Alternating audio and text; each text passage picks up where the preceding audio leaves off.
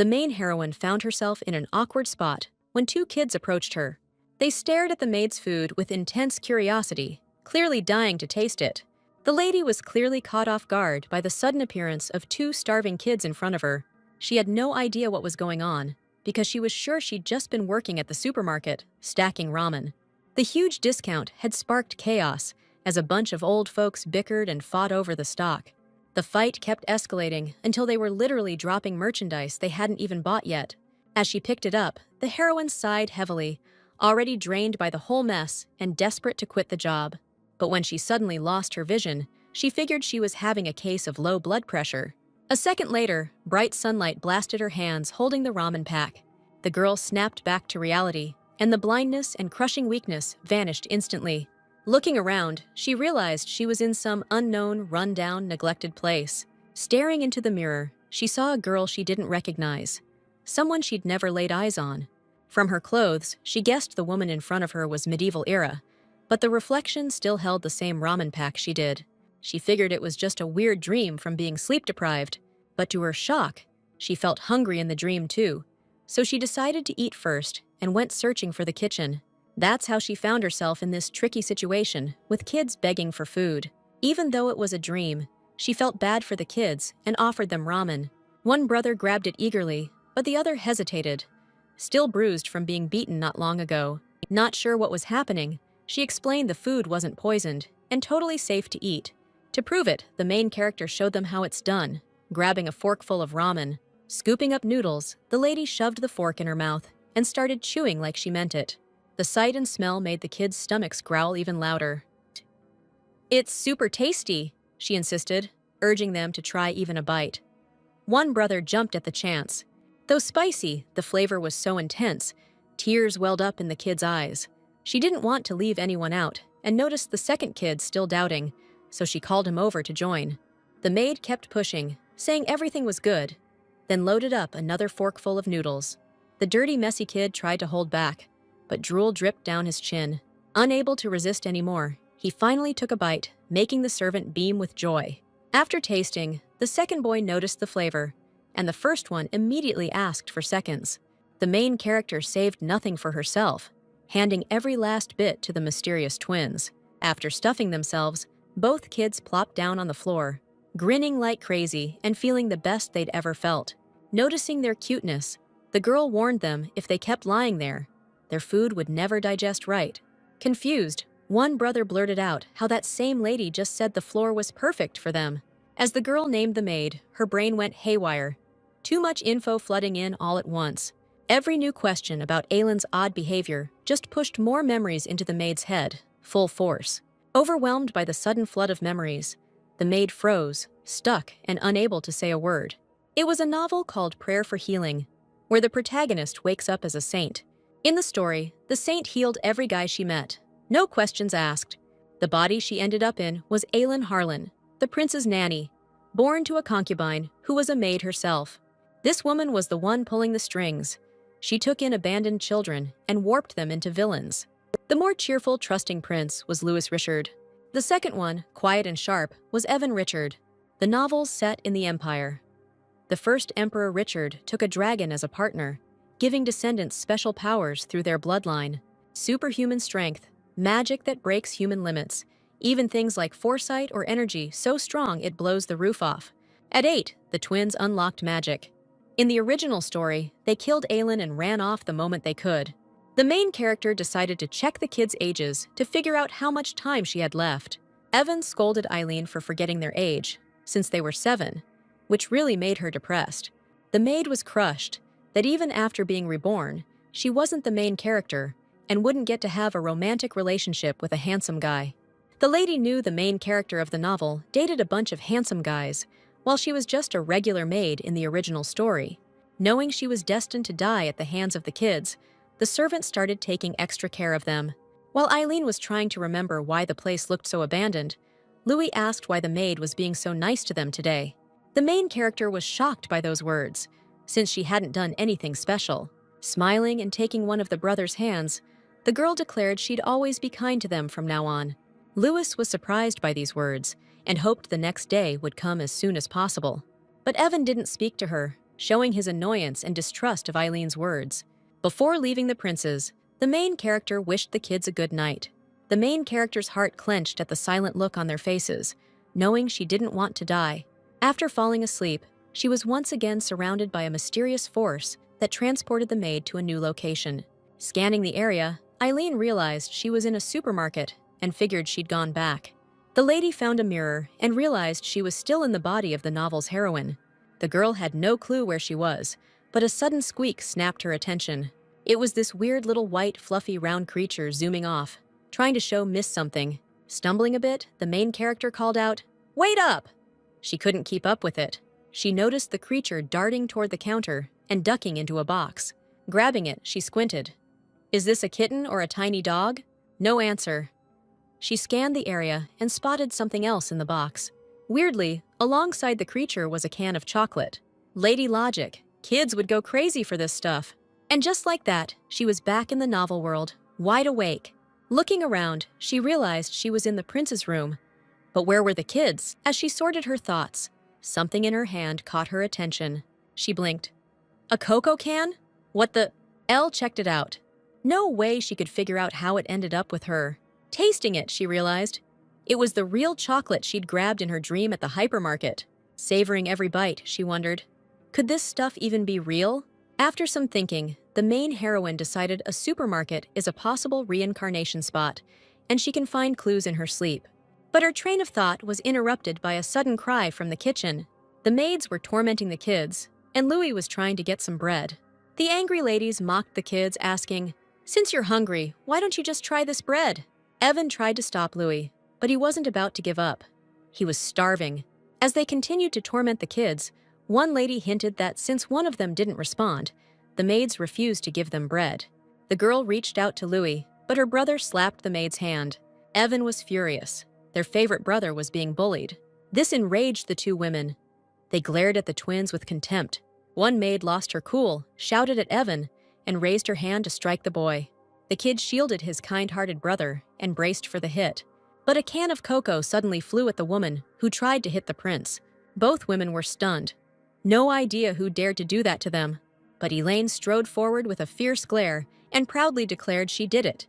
The maids suddenly relaxed when they spotted their friend, worried it was an inspection. The ladies claimed they were just playing with the princes, but the girl didn't trust their words and asked the kids. But Evan said he remembers Eileen saying she'd never believe them. Realizing what happened, the main character was filled with rage, so she hit both maids. Then she announced their dismissal, which caused the ladies to fall into shock and confusion. Eileen reminded them that no matter how forgotten these kids were, they still remained part of the royal family. And insulting royal family members is treason, so if they didn't want to lose their heads, she ordered them to leave. The kids were surprised, but Evan still doubted the situation. Kneeling before the princes, Eileen apologized for her subordinates who had been rude to them. The girl knew the kids needed protectors, because if she left the palace, this situation would definitely repeat. Because of this, the main character decided to change how the princes saw her as a nanny. So if she, as a protector, raised them into good people, they'd never have a chance to become villains. Then Eileen wouldn't die by the kids' hands, loveless, and begged for a chance at forgiveness. After all that, the main character could relax, meet a handsome guy, eat well, and live happily. Meanwhile, at the Rubens Palace, a dark pavilion hosted a meal. The steward faithfully watched his master, ready to carry out any order at any second. The butler asked his master if he was enjoying today's meal, but after taking just a bite, he set his fork down and asked for a looby to be brought to him. The servant wanted to protest, but dared not go against his master's will, so he left to carry out the order. The butler couldn't figure out why the master found such a high-class steak unappealing, but his master was certain the flavor of a looby was unmatched in this world. The next day, the king suddenly decided to go somewhere without asking anyone's opinion. His attendant, worried for his highness, suggested going along anyway, but the master declared he'd go alone. He could handle the tower trip himself. Now, let's return to the estate of the heir princes, where Aelin lived. A full month had passed since the main heroine arrived in this world. Right now, she's trying as hard as she can to adjust to life as a nanny. Aelin's daily routine had her up early to prepare breakfast for the kids. Then, she spent time watching the heir princes play and cleaning the palace. By lunchtime, the main heroine cooked, grabbed a quick bite, and kept cleaning. After dinner, she tucked the kids in, telling them bedtime stories. She realized housekeepers are some seriously incredible creatures. Aylin's room blazed with brilliance and wealth that surpassed a prince's quarters. The room held a chest brimming with countless jewels and trinkets. Every time the main character walks by, she gets even more certain the former occupant was a total jerk. The nanny visits it just to grab the cleaning essentials, not the jewels. A box of basics for someone obsessed with cleaning. Aylin didn't even get how all this happened. How everything led to this. Every day, the main character wakes up in the middle of an empty megamart. By now, she's gotten along great with a fluffball named Hyangi. She also learned she could only take what fits in her hand, nothing bigger. While the main character grabbed a spray bottle and headed to clean windows, a girl suddenly barked from behind. A cheerful maid came to report she finished cleaning the East Wing's windows. Her name was Emma, new to the cold palace, always amazed by the nanny's tools. The main character found a palace HR assistant. Pasty at first, now healthier. Together, they pushed the castle to blinding, sparkling cleanliness. As the two girls were chatting about cleaning products, one of the princes sprinted over. Aileen asked if it was fun to play Louise, and he beamed with enthusiasm. The prince grinned and declared, "With my tree-climbing skills, I'll fetch some apples for the nanny in no time." Miss admired the prince's striking hair, a royal family trademark. Evan ran over too, trying to show off to Aileen, but was a bit miffed he didn't get noticed right away. Aileen caught sight of him and quipped, "How long have you been standing there? What do you want?" But the prince just turned away and bolted, while the nanny mused over swapping scrambled eggs for fried. Emma blurted, "Ugh, talking to Prince Evan is kinda tough, right?" But Miss knew he was a sweetie, just shy, and recalled how in the novel, things were peachy until the kids moved in with the protagonist. Because in the novel, the real plot twist began when Kashar showed up. He was the ex-heir prince who was dethroned after going mad. The main character saved the heir by nixing the med's side effects and curing his madness. The twins and Kashar banded together, then hatched a plan to yank Elsie out of the temple. They vowed to fight tooth and nail to take her with them. That clash became the story's main drama. And now, it might all change. While cooking, the main character realized that tossing in a male lead would turn this into a total mess. She wanted to make stew, but ended up going with a new soup recipe. She was excited to cook the soup in that fancy clay pot she bought at the supermarket. But when she suddenly felt someone unfamiliar behind her, she immediately whacked them with the pot. Aylin guessed it was a thief who had sneaked in through the back door. The lady didn't expect anyone to be here. She'd woken up early just to get her meal in. But the thief was giving off this weird glow. Looking at the guy she'd just knocked out, the maid was stunned. There, lying before her, was a blonde with stunning, refined features. Blown away by his looks, the maid's amazement had no limits. She'd never seen anything like this. After calming down, she realized someone with such looks couldn't be a stranger. After a moment's thought, Aylin recalled that there weren't any blondes in the Richard Empire, except the royal family. There's only one arrogant book hero in the story, a blonde with red eyes and a big ego, Duke Kashar. Checking his eye color, the main character flipped. She couldn't believe it. She panicked. Because in the original story, Kashar had this mania disease that made him randomly kill and destroy things. The Emperor doesn't know it's a curse that got the Duke exiled to the battlefield. To keep his madness in check, he ate a toxic fruit called alubi. Miss felt ashamed she'd whacked the headache-ridden patient with a clay pot, but questions lingered about why he was here. The heroine, not seeing even a hint of improvement in Kasharu, assumed he was dying, and now the girl was terrified. There'd be no mercy for what she'd done. She tossed the body into a supermarket cart and hurried to ditch it. Aylin was in a hurry. Before Kashar woke up and the sun rose fully, dragging the body uphill, Miss realized the Duke would think it was an attack on him. The weight of the body and the relentless sunrise made her nerves worse. Climbing uphill, the heroine spotted a towering, opulent spire. That was the tower bearing the royal family's crest. Kashar's mother was locked inside.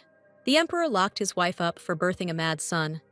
Kashar visited her every year. Realizing how close they were to the tower, Aylin got why the Duke suddenly appeared. But as Miss zoned out, the guy snapped awake and tackled her to the ground. Kashar pinned her down, glaring. He needed to know who she was. The nanny tried to say something, but fear left her tongue-tied. Desperate for answers, the maid asked if he remembered anything at all. Eileen explained she didn't want to toss him out. She just assumed some thief had broken in. He didn't make sense of the girl rambling at him, but he cupped his chin and demanded she open her eyes. Terrified, the heroine burst into tears, begging someone, anyone, to save her. Staring at the girl, Kashar finally pieced together what had happened. This lady whacking a thief and wanting to dump the body? It got under his skin. Duke clutched his head, muttering there were plenty of ways to ditch the evidence. But the second Eileen sensed his grip loosen, she bolted, rage burning in his eyes. Kashar snarled he'd kill her, but Eileen didn't flee. She dropped to her knees, pleading he spare her. She had to save the princes. Hearing her words, the Duke realized the girl in front of him was just a servant.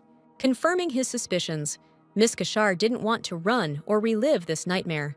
She figured royal family squabbles caused enough chaos, so staying alive wasn't such a bad deal. But the Duke just smirked, deciding to pay her masters a visit. He ordered her to lead the way. But the way he said it, Sir Kashar drew his blade. The main character was scared out of her mind, but led the Duke to the princes out of desperation. As soon as he walked into the castle, the Duke asked what his girl had hit him with. Flustered and awkward, Eileen shyly pointed at the clay pot. He felt uneasy while the lady panicked about what to do next. She even thought maybe the Duke had come to kill Evan and Louis. While the lady was scheming how to whack Kashar with the pot again to erase his memory, the door to the room swung open. The princes walked in, just woken up and curious about what was happening. Louis wondered who this stranger was standing in front of them. The kid barely thought and guessed the guy must be Eileen's boyfriend. But not wanting to let go of the nanny he'd taken a liking to, he threatened the stranger and refused to let her go. The other boy even thought maybe the guy was a villain who wanted to kill them. Louis spotted the shattered pot and grabbed a big shard in his hand. The heroine feared the kid would cut himself while the prince aimed to stop the villain. Every second made Eileen's nerves worse as the situation escalated. Even with a bare blade, Louis's courage held strong. Elaine knew full well that if Kashar wanted to, he could kill anyone without leaving a single trace. The main character, worrying over the twins, decided to take a desperate risk, not knowing what might come of it. Grabbing the Duke's hand, the maid announced she was his girlfriend. Terrified, the nanny gripped his hand tighter and begged Kashar to relax. Louis wasn't buying it and asked the man again if it was really true, while even quietly tried to grab the sharp object. She apologized for her boyfriend stopping by for a visit. Miss tried to immediately escort the Duke out of the house, but after getting a threat, she offered to let him in instead. Seating all three in the dining room, the main character rushed to make breakfast. They sat at the table, all eyes on her as they waited for her to bring the meal. Watching them settle at the same table, the main character felt like she was in a sitcom. Ordering Emma to set the table, the nanny hurried to get everything ready. Stepping closer to her charge, Miss told her not to leave the Duke and princes alone. Kashar shot back that he heard every word and wanted the breakfast ready fast too. Elaine stood there beating the fish, wishing he'd lost his memory. After a while of this, she realized why couples always bickered during fish beating time. Waiting in the dining room, the group sat in tense silence, the air thick with unease. Louis, antsy for breakfast, noticed something off about the nanny's beloved. The prince, out of curiosity, asked what had happened to Kashar's head. Smiling, the Duke explained that someone had tried to knock him out and dispose of the body. Louis, shocked, guessed Aelin had been the one who hit him. The Duke clenched his fists, sneering as he agreed with the young prince's words. But before he could finish, the main heroine popped up from behind with food, asking when it had happened. The nanny said the bump hadn't faded yet, because Kashar hadn't eaten. Breakfast is the best medicine. Serving up a variety of exotic dishes, the heroine wished everyone a good appetite. Louis devoured the new dish, while Evan thanked her for the food. The Duke was floored. He'd never seen or heard of something like this before. Aelin said the dishes were from her hometown and urged them to eat while it was still hot. The heroine remembered a scene in the story where Kashar had seafood, so she guessed he'd like fish. After the first bite, the Duke's eyes bulged with surprise. The heroine was a nervous wreck, not sure if he'd liked the meal. Hearing the not bad assessment, the nanny perked right up and wanted to know just how not bad. Kasha said it was good enough to ease the headache, so Miss started feeding him with a spoon. After he finished eating, the man stared at the maid, lost in thought for a moment. Then he whispered how long it had been since they met. The lady, feeling anxious and playing along, guessed it had been 3 years. Smiling, Kasha suggested the maid take their relationship to the next level. The main heroine never saw it coming and thought the Duke had snapped. Everyone in the hall froze, waiting for Eileen's answer. Standing up, the Duke noted the conversation was as shocking as a sudden punch to the head. Miss felt relieved, thinking Kasha was about to leave. But the guy got down on one knee, kissed her hand, and said Eileen aced the breakfast. So he wanted to thank her and asked her to wait just a second. Holding Miss's hand, Kasha declared it wouldn't be fun if she ran off. That evening, the Duke hopped into his carriage to execute his brand new plan. Mikhail Evans was with him in the carriage, always loyal to his master. Looking at yet another eccentric act, the subordinate thought the Duke had finally lost it. But after thinking it over, he realized there was nothing unusual about it. Kasha had always been impulsive. Once upon a time, a mid-sized country called Vladis started making allies. And over time, growing stronger, it turned hostile toward the Richard family. Eventually, the war started. What began as a minor conflict. They sent Kasha to the war to die, just a discarded prince, but Vladis was in shambles. At 15, the Duke unlocked his royal family's powers right in the middle of a battlefield. But the scientists studying those abilities concluded that power like that couldn't possibly exist. He ended the war in 3 battles. After that, people rallied under the Richards banner. And for that, they gave Kasha the title Vladis.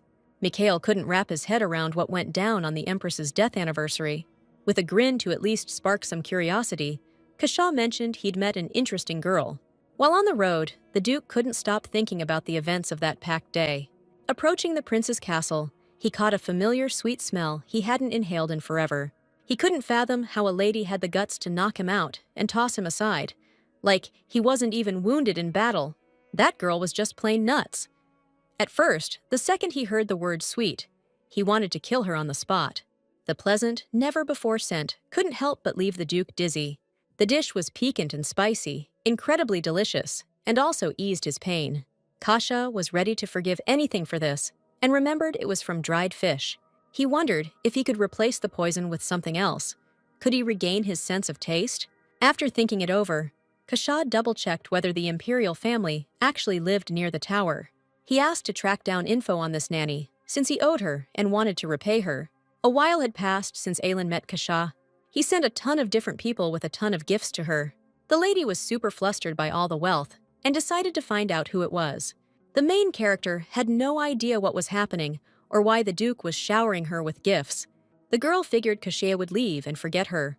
But the next day, the cold palace was bursting with gifts. She also met Mikhail, who kindly handed her a letter. Long story short, it said if Miss didn't accept the gifts, she'd be killed. The nanny knew if they asked for the gifts back, she'd have to give everything back. The twins were the happiest with all the gifts and new people around. Eileen immediately started stressing over the kids, but the man happily waltzed over. He was Viscount Schopenhauer, who had brought gifts for the princes. It was a variety of toys, with a massive castle at the center. Since the lady was worried she had to keep everything safe to return later, she insisted no one touch anything.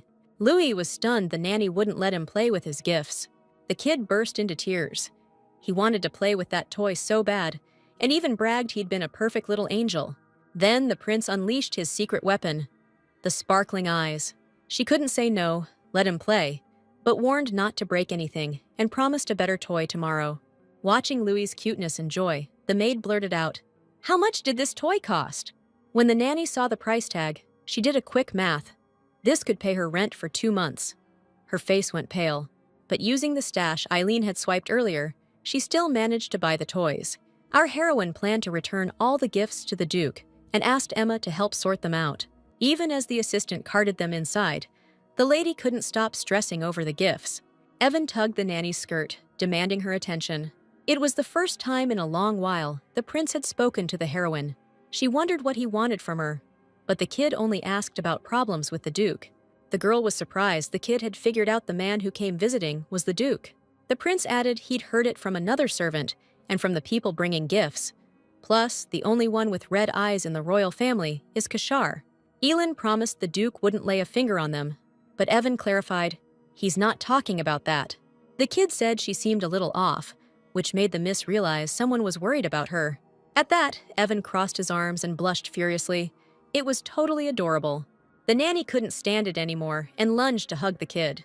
Rubbing cheeks, the lady declared she was really glad someone cared about her. Evan noted it didn't seem like they were dating, and the miss wanted to confirm they weren't. But from behind, the Duke's voice suddenly cut in, repeating Elend's words, then added in surprise that the miss feared her lover. The heroine wondered what he was doing there, but the Duke immediately invited her out in a cold tone. The man before her was terrifying, yet so handsome it gave the lady mixed feelings. But ignoring the lady's reaction, Kashar asked why they'd stopped calling him sweet. That behavior scared the heroine even more, and while she was flustered, young Evan offered to talk. But the Duke dismissed him and told him not to interfere. It was an adult conversation. After promising to return soon, the lady and the man headed to the kitchen. The Duke asked why Miss hadn't worn any of the gifts, but she said they weren't for her. But Kasha explained the gifts were just a reward for breakfast. But Aylin only asked to save her life. He clarified that the breakfast reward is one thing, but compensation for the incident is another. To weasel out, the nanny declared she hadn't received anything anyway. But the Duke just laughed and asked if that was really true. He said he saw one of the princes surrounded by toys. Realizing how badly the lady had messed up, she dropped to her knees and regretted not hiding everything. Kasha, to calm her down, said he wouldn't ask for payment, just asked if they'd prepared anything for him today. When the guy said cooking might save her, the nanny perked up and declared she'd prepare 18 dishes. Touching her hair, the Duke said he liked Aylin's cooking, but could offer her something else. Making the protagonist lift her gaze to his crimson eyes, he declared the girl had intrigued him, so he wanted to start their relationship with a date. Aylin was a bit annoyed that the guy made the lie sound so exciting in front of her. After a while, Kasha and the protagonist went on a date. As she strolled the streets, she marveled at all the shops and wealthy folks around. But when the lady zoned out, she didn't watch where she was going and started to fall until the Duke caught her. The maid was beyond embarrassed. Her legs went weak from the rush of feeling a handsome man's chest. Kashar offered to hold her hand. "It's dangerous here," but the lady feared people would stare too much. The guy took her hand and said, "Relax, everything's fine. No need to blush." As soon as they walked together, snarky gossip from the aristocrats followed. Word spread like wildfire. Vladis had a girlfriend. With rumors echoing from every corner, the heroine felt awful. Some women even glared at her for stealing such a hot bachelor. To hide from the stares, the nanny said her throat was super dry. So they hurried to Golden Eden Bar, where a young man greeted them. Eileen immediately asked for the most private spot, preferably with curtains, where no curious eyes could see them. Though the waiter felt awkward, he decided to help and led them to the right table. As she scanned the cafe, the heroine noticed it looked exactly like a romance cafe. Miss realized that once they're in this kind of place, they'd better order something. While the Duke ordered all the popular items, the lady was furious about the local prices. After taking the order, the waiter rushed off, leaving an awkward silence between them. She couldn't tell if her head was spinning from fear of dying or his hot looks, but either way, it felt super awkward. Noticing her fidgeting, the Duke told her to chill. It wasn't going to bite. His words eased the maid's nerves, but Kashar clarified it hadn't bitten yet. He reiterated that Eileen had intrigued him. That's why he'd sent the gifts and asked her out. She guessed maybe he was interested because she came from a lowly background. Their chat got cut short when the kitchen delivered all their ordered dishes. Miss was blown away by the dessert selection, until the waiter brought water and she got sad. The Duke offered her his dishes, but she instantly refused. She didn't have that kind of money. Laughing, he declared, "Enough joking, just eat." He was paying. His words touched and flustered her. Her heart raced a little faster. Giving up her stubbornness, the lady finally tried the desserts. The tempting presentation made her expect big things from these delicious-looking treats. But the first bite made her realize something was wrong with the food. It's sweet, and they must have used expensive ingredients, but something's missing from the taste. The lady realized these fancy treats don't beat a simple pie. The Duke noticed the girl wasn't impressed and asked why. To steer clear of this, Eileen offered the guy a bite too. She jammed the fork in Kashar's mouth so fast it made him flustered. He steadied himself, then nibbled the fork the maid handed him. Then he flexed his charm again, proving how effortlessly perfect he is. But snapping out of it, the girl thought, what's the point of a guy like him wasting time on a nobody like her? So she set the fork down and asked straight up if she really wasn't his type. Kashar blinked. He thought he'd already answered that question. The Duke just smirked, figuring she'd see through his act, and now liked her even more. Kashar even doubted his performance. He'd been trying so hard to sell it. Sighing, Kashar said he doesn't need anything but a lover. The Empress is pushing him to marry. The Duke explained the Empress is desperate to find a woman matching her standards. The heroine's heart raced. This could be Empress Villeno herself. This woman was the main villain of this story, and she made her son the heir to the throne. She originally planned to get rid of Kashar in the war, but he came back as a great duke. Now the Empress wants to find the Duke a lover, so she can keep spying on him. The heroine wondered why the Duke was looking for a lover right here. Aileen knew full well that no matter how handsome Kashar was, this was super risky. She was worried she'd catch the Empress's attention, and something bad might happen to the twins. The Duke, after finishing his plate, said he really liked the Mrs. Food and found her pretty amusing. Then, in a deliberate and provocative move, he licked the crumbs from the lady's cheek. He also pointed out that everything here was pretty bland, which made Aileen way better. By evening, the heroine was sent back to the cold palace. The miss couldn't figure out why she'd been so quiet, but in the end, she said she was now Kashar's actual lover. Aileen was driving herself crazy trying to forget about that handsome Duke. When she returned to the cold castle, the lady noticed a bunch of girls waiting by the gate. Emma's expression made it clear she was confused and didn't know what to do. As the heroine approached, she asked, "Who are all these people gathered at the castle?"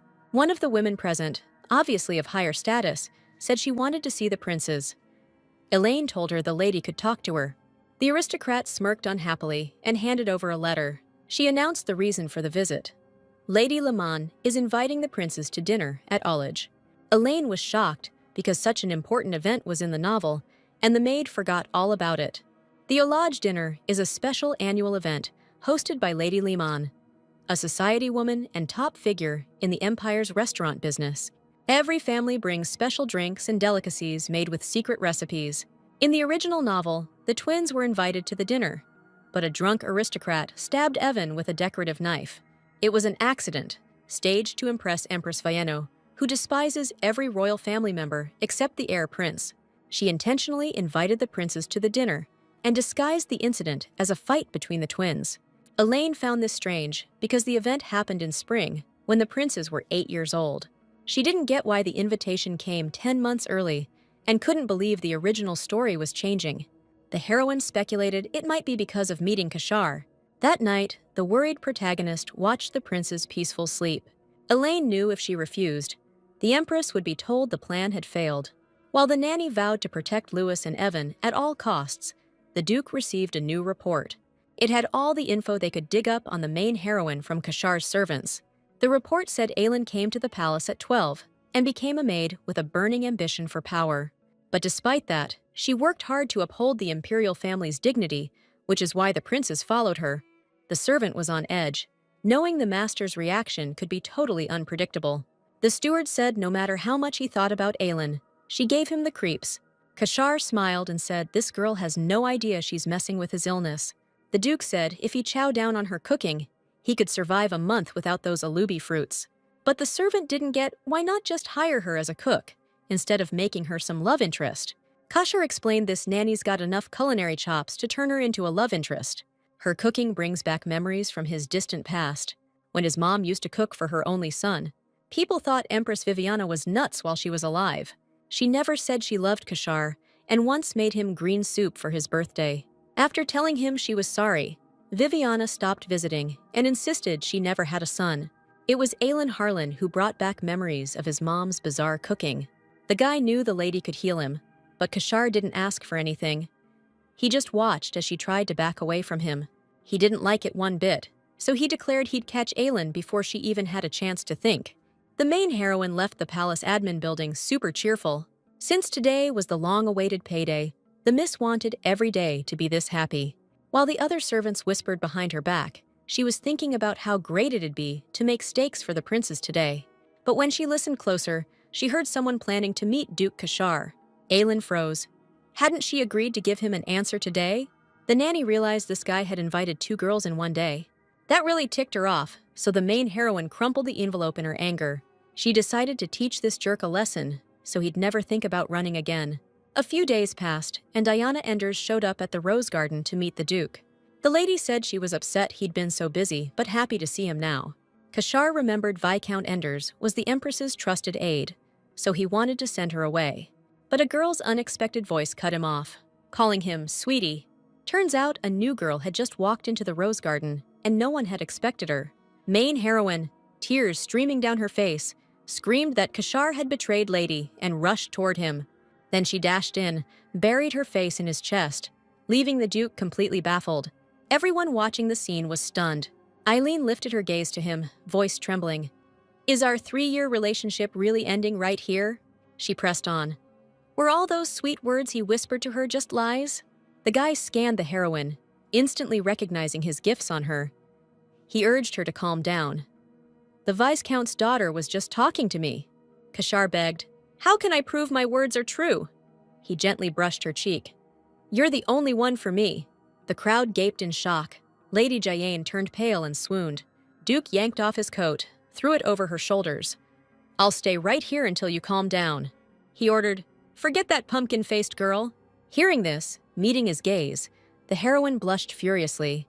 Kashar's illness forced him off the throne. The Emperor made a contract to contain his madness. He'll vanish once his madness fades. This contract's a dog leash. Later, the heroine and the guy headed to their prearranged meeting spot. The Duke complimented her appearance.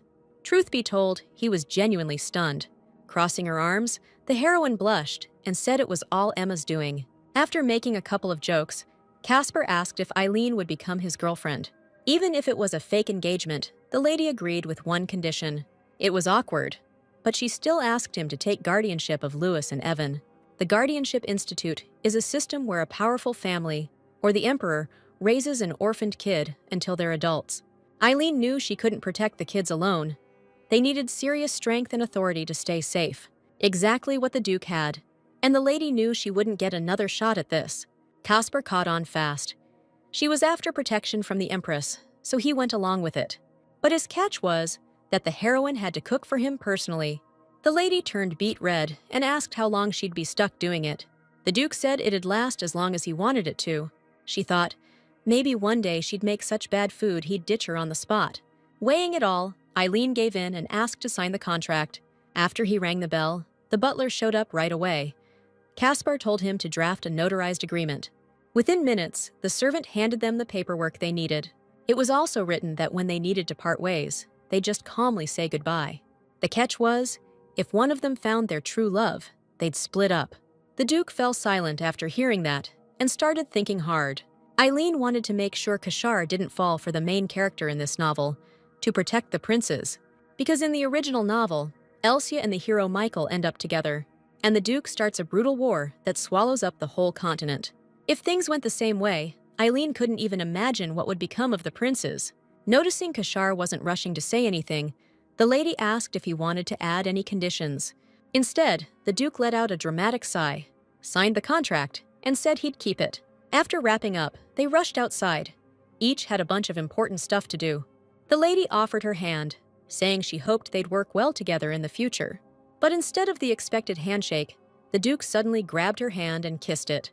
Eileen was totally flustered, and every passerby turned their heads. Then, stepping closer, Kashar made a request for the lady to take care of him. That same evening, the palace maid at the Empress's castle was begging for mercy. Valleno didn't care. All she did was complain about the maid screaming like a wild animal after the beatings. While beating the servant, the Empress fumed that Kashar had the nerve to mock her. He'd scolded her earlier for shoving his woman on the Duke. He also said the Empress kept sending new girls whenever he already had a girlfriend. So the Emperor wanted to know why his wife thought she could get away with this. The palace started buzzing about the Duke's lover, who'd just dragged the Empress into the dirt. The nursemaid taking care of the princes was getting called an angel. The Empress remembered Eileen Harlan, the one who'd just crushed her pride. When she calmed down, Valleno started thinking about why Kashar had hooked up with the servant. Sipping wine and staring out the window, she thought back to the previous Empress, Vivian. Madame remembered how the Emperor had genuinely loved the beautiful mother of Kashar. But that only lasted until Vivian lost her mind. Valleno spotted a perfect chance and decided to go with her original plan. She tried to kill Kashar and blame it on the crazy Vivian, but the Empress botched the spell. The guy just snapped. Even though losing the Duke's title eased her guilt, it still gnawed at her. The lady couldn't figure out how she managed not to lose her mind, and guessed the maid wasn't as simple as she looked. Valleno also remembered that Marquise Tuberos had invited the abandoned princes to a party in Oloje, which made the empress hatch a new plan and smash a glass in giddy anticipation of revenge. The handmaidens fretted that her highness could cut herself on the broken glass, but she paid no mind, just asked for a pen and paper, wanted to stare that brat down herself. The handmaidens then reported that Crown Prince Valentine and 7th Prince Michael are asking for an audience. Madame agreed to receive them and headed to the reception room, where her worried son was already waiting. As soon as the empress entered, Valentine rose at once. He was really worried about her. He'd heard the rumors that his mother wasn't well and said he didn't believe them. Touched by her son's concern and his defense, Madame decided to ask what the 7th prince was doing here. Turns out he came too, worried sick about his mother. The empress wasn't impressed and ordered him to stop spouting nonsense and help the crown prince. Valleno was so bitter toward him. After giving birth, she lost her looks, and the emperor started avoiding her. Plus, he had no authority as a member of the imperial family. Madame called him a useless thing and went to have tea with her eldest son. Valentine smirked at his younger brother, basking in his superiority. A week had passed since those scandalous events everyone in high society was buzzing about. Emma didn't get what the nanny was up to, staring out the window through some weird gadget. The main character explained she was just waiting for something, kept scanning the area, then suddenly screamed. Warning she'd be out briefly, Aileen dashed to the Duke's carriage. The lady greeted Kashar with glee, declaring she'd missed him, but her eyes stayed locked on the document in his hands. The maid tried a few times to grab it, but failed. Miss grew angry, took a clumsy step, and face-planted onto the Duke. The main character blushed, realizing she was sprawled on Kashar's chest. Hugging Aileen, the guy said, "If you wanted a hug, you just had to ask." The girl still wasn't used to chatting up such a hottie and decided to savor the moment until passersby started gawking. Miss tried to pull away out of embarrassment, but the Duke waved the document and said, "No need to be shy now. We're a couple."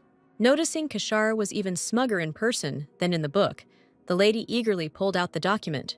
The document stated the Duke vowed to be the guardian of Louis Richard and Evan Richard until they came of age.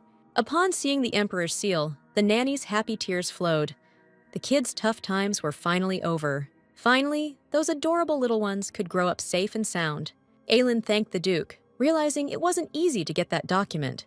Noticing her reaction, the guy smiled and said, "Since you liked it so much, miss, I want you to listen to my request." In her good mood, the lady didn't think twice and said she'd do anything. Hearing that, Kashar declared he wanted them to live together. The main character agreed to live in the Duke's castle at first, but then it hit her what she'd just said. Kashar said he'd never liked it and had been sad watching her live in that cold castle with the princes. Noticing how the gossipers, thrilled by the news, hurried off to tell others, the guy smiled. The Duke then clarified he was serious about his proposal because it would be safer for the princes. The main character agreed to negotiate with the princes on condition that Kashar join them at the eulogy party. She knew she could use her lover as a shield to reject the proposal, but that would really complicate the prince's entry into high society before they come of age. And so, through her, she decided to publicly declare that Kashar would be the children's guardian. The guy took it as a date invitation and suddenly closed the distance with Aileen. He leaned in toward her lips, gently reached her ear, and said he'd make time for it. But for such a favor, the main heroine would have to pay the Duke back. Flustered and thinking he was about to kiss her, Miss turned bright red and pushed her partner away.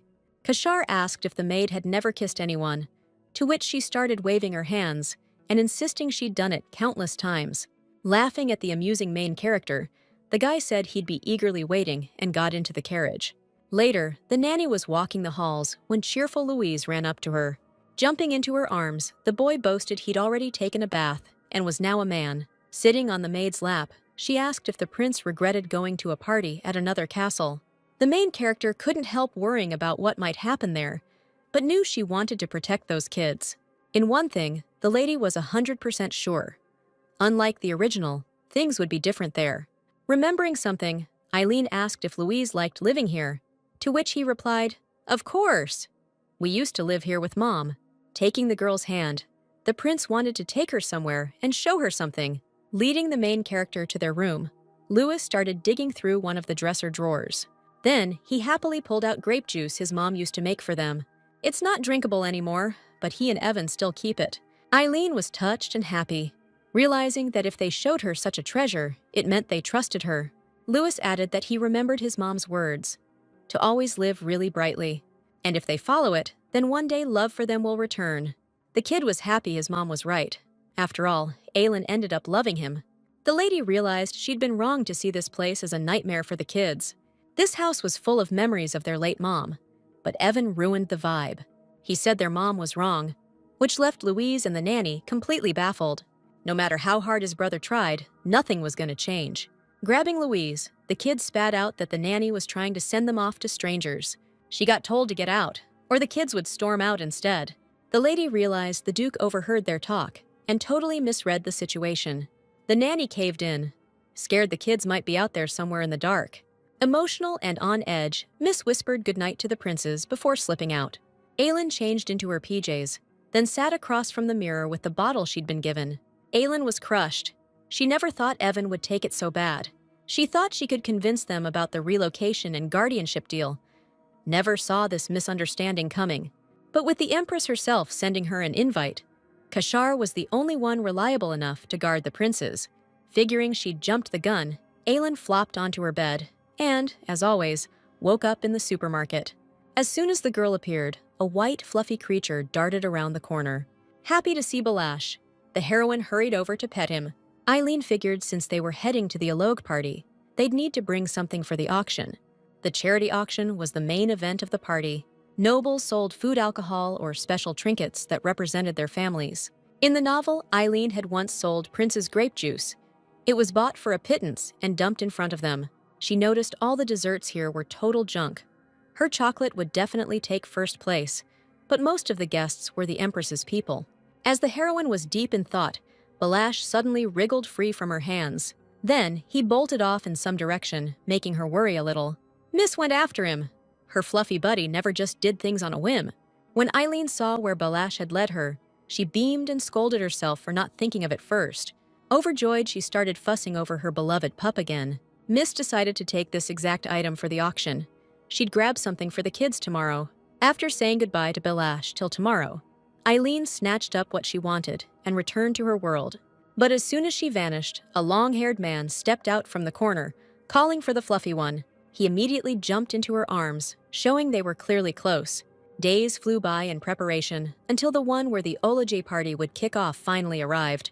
The heroine was in a green fancy dress, while the princes were dressed in blue and navy suits. Though the banquet host was the Marchioness, the party somehow ended up in the Empress's hall. The ladies felt like prey, like they'd been thrown into enemy territory. Louis tugged at the nanny's dress and asked her if she thought he looked handsome. The boy loved the flashy clothes, but annoyed, pointed out who'd sent them.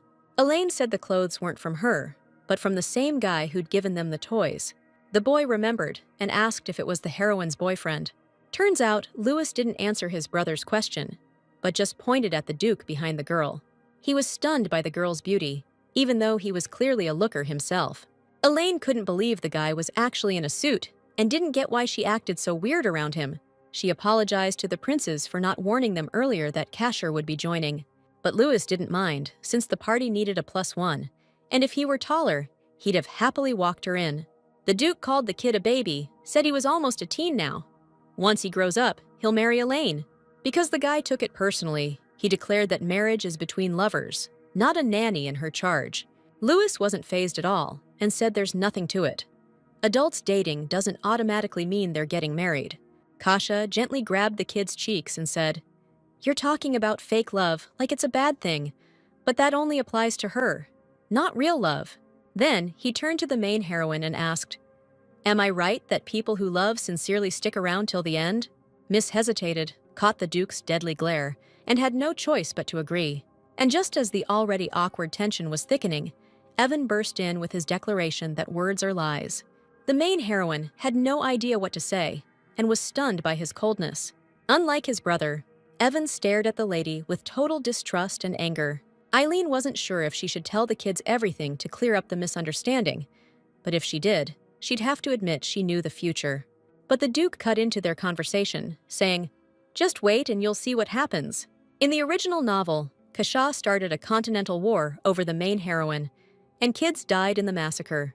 To protect the kids and end these fake relationships, she wanted to find the Duke a new love. After gathering in one place and hearing their introductions, they all walked into the hall together. The nobility was in a panic. Now they knew the rumors were true. They were all talking about the prince's nanny who seduced Kasha and the abandoned princes. The main character felt off and wanted to cover the kids' ears, but her thoughts were cut short by a guy who suddenly suggested killing them. He pointed at a hippo-like lady and a goose-like woman. Then he added, "We could also take out that pig and the goat over there." Because if any of these animals dared to talk about his beloved like that, they'd pay for it.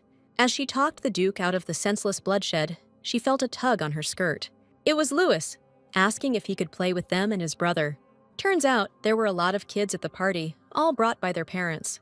The girl knew the twins needed friends their age, so she asked Emma to fetch the box. The kids had no idea what the boxes were that the nanny gave them. Something was packed inside. The main character explained, "These are treats. Share them with the other kids."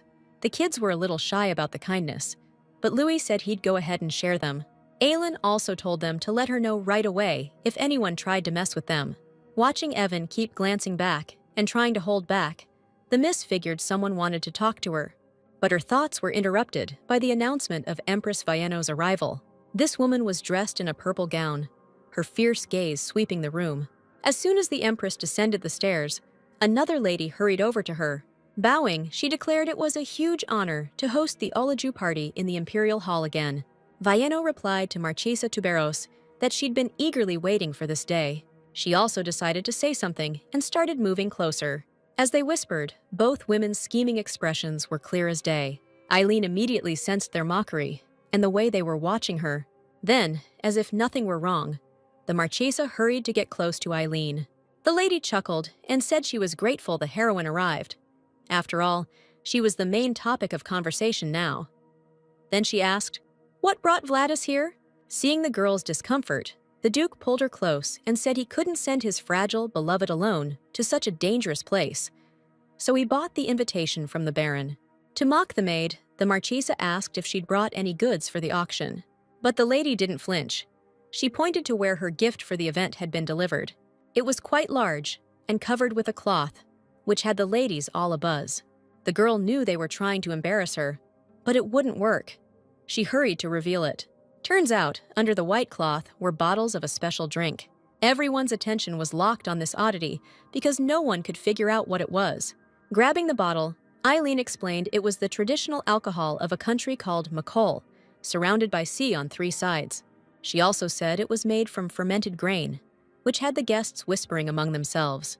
A few disgruntled folks started doubting if it was even real alcohol. They figured Eileen had hauled cheap hooch to the auction. The Marchioness cackled, mocking how in a place where they sell special goods, symbolizing noble families, you can't just toss up something untested. But the main heroine wasn't fazed, so she announced a tasting right then and there. Eileen urged everyone to line up and rush to try it, but all eyes were on the Empress's reaction.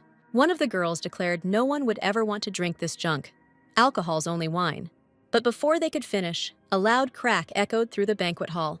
It was the Duke, smashing a statue and barking at everyone to freeze. The girl fretted over the sapphire statue, but Kashar scoffed and said he'd make it up. Once the guy was done posturing, he asked Eileen for a single glass. Shaking the drink, she carefully poured it and handed it to her lover. The Duke grabbed it, took a few big gulps to really taste the oddity. Everyone knew Kashar was picky, so they were all watching nervously. To their shock, he actually liked it.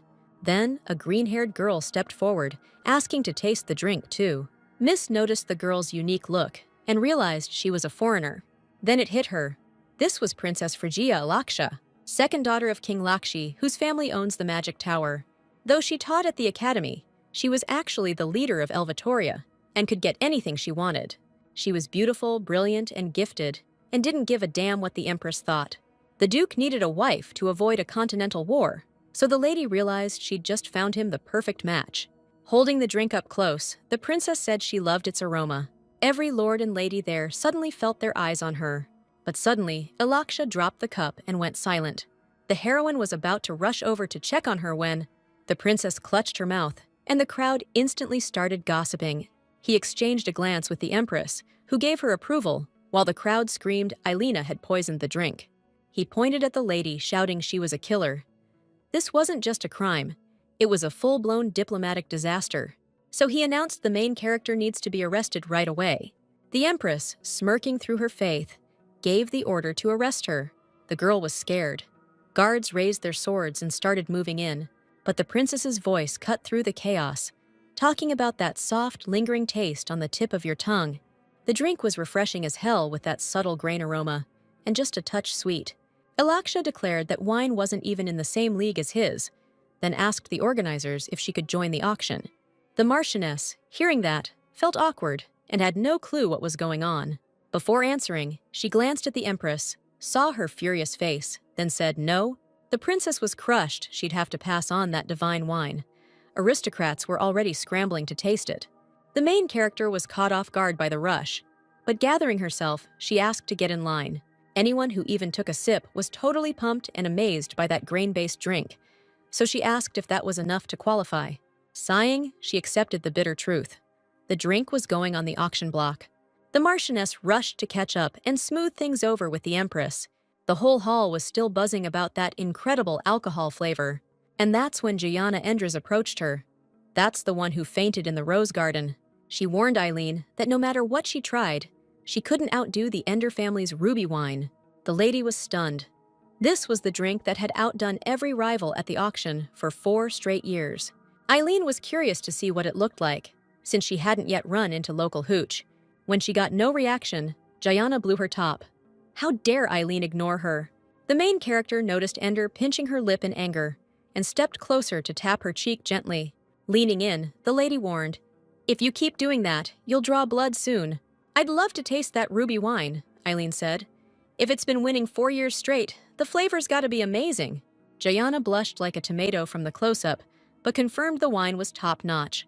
As the main character worried Ender was feverish and red-faced, Kashar suddenly glommed onto her. The Duke explained he'd approached her before his lover cheated, and using the moment, Gianna snuck out. Kashar muttered he was sad they knew so little about each other, but the girl just laughed. "Of course! We're strangers." Moving close to Eileen, Kashar snapped, "Stop saying that! We're lovers. I've had enough." To avoid emotional damage, the Duke begged for comfort. Eileen agreed, heading to a private spot to sort things out. Walking onto the terrace, the main character grinned. "I set something up for you, Duke." Then she grabbed a small box and a bottle of her hooch from her bag. The cell held a cheesy bacon potato pancake that paired perfectly with McColl. Turns out Miss had stashed the food in a magic lunchbox hidden in Eileen's room. Thanks to it, even the cheese was still good. But the Duke was a bit baffled by the comfort. The heroine reminded him, cooking for her was in the contract, and this dish was made just for Kashar. She handed him a bite, then hurried to pour the drinks, before the salty, greasy taste faded. Then she suggested a toast to their successful partnership. Eileen tried to read if he liked it. He wasn't used to chopsticks, but he ate it well. Kashar noted it was delicious, crispy on the outside, spicy and salty inside. The heroine appreciated the feedback and mentioned she loved getting compliments. After pouring another round, the Duke asked if Eileen feared him. Miss replied, "Sure she did, but since he's a looker, he can't be all bad." The Duke didn't get the connection, but watched her happy face closely. Since they'd all had their drinks, the heroine suggested heading back to the hall. But just as they reached the door, Kashar caught her wrist, stopping her from leaving. He asked why she hadn't comforted him and leaned in for a kiss, when Eileen suddenly brushed his forehead.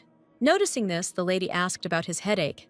The guy shot back, "Do I look that sick?" She was torn about whether someone on poison could even drink but couldn't say it aloud, so she brought up how common headaches were. Honestly, she was just worried he was hurting, and only Elsie could fix that in the story. Either way, Kasharu would have to meet his savior at least once. She also wondered if there were other ways to help the guy. Their awkward silence got cut short when Sir Michael asked the Duke to step outside for a sec. The Duke's aide gave the main character a suspicious, flustered look. Looking at his face, she got the vibe his expression had gone dark. Eileen headed to check on the kids, only for Emma to rush up to her. His nervous energy said something went down while she was away. Turns out the Eppletone heir and the princes had a showdown. A stranger's kid had his foot on the prince's offered gifts. He claimed the princes had no dad, said they lived alone in that icy palace with the Duke as their guardian. Main character sprinted toward the kids as fast as her legs could carry her. but she caught Evan giving the kid a brutal beatdown. Aelin tried to calm him down, but the Epilpton heir threatened to tell his father everything. At one point, the mother of the beaten Giovanni caught sight of the scene too. They immediately started blaming Aelin for teaching the kids to fight.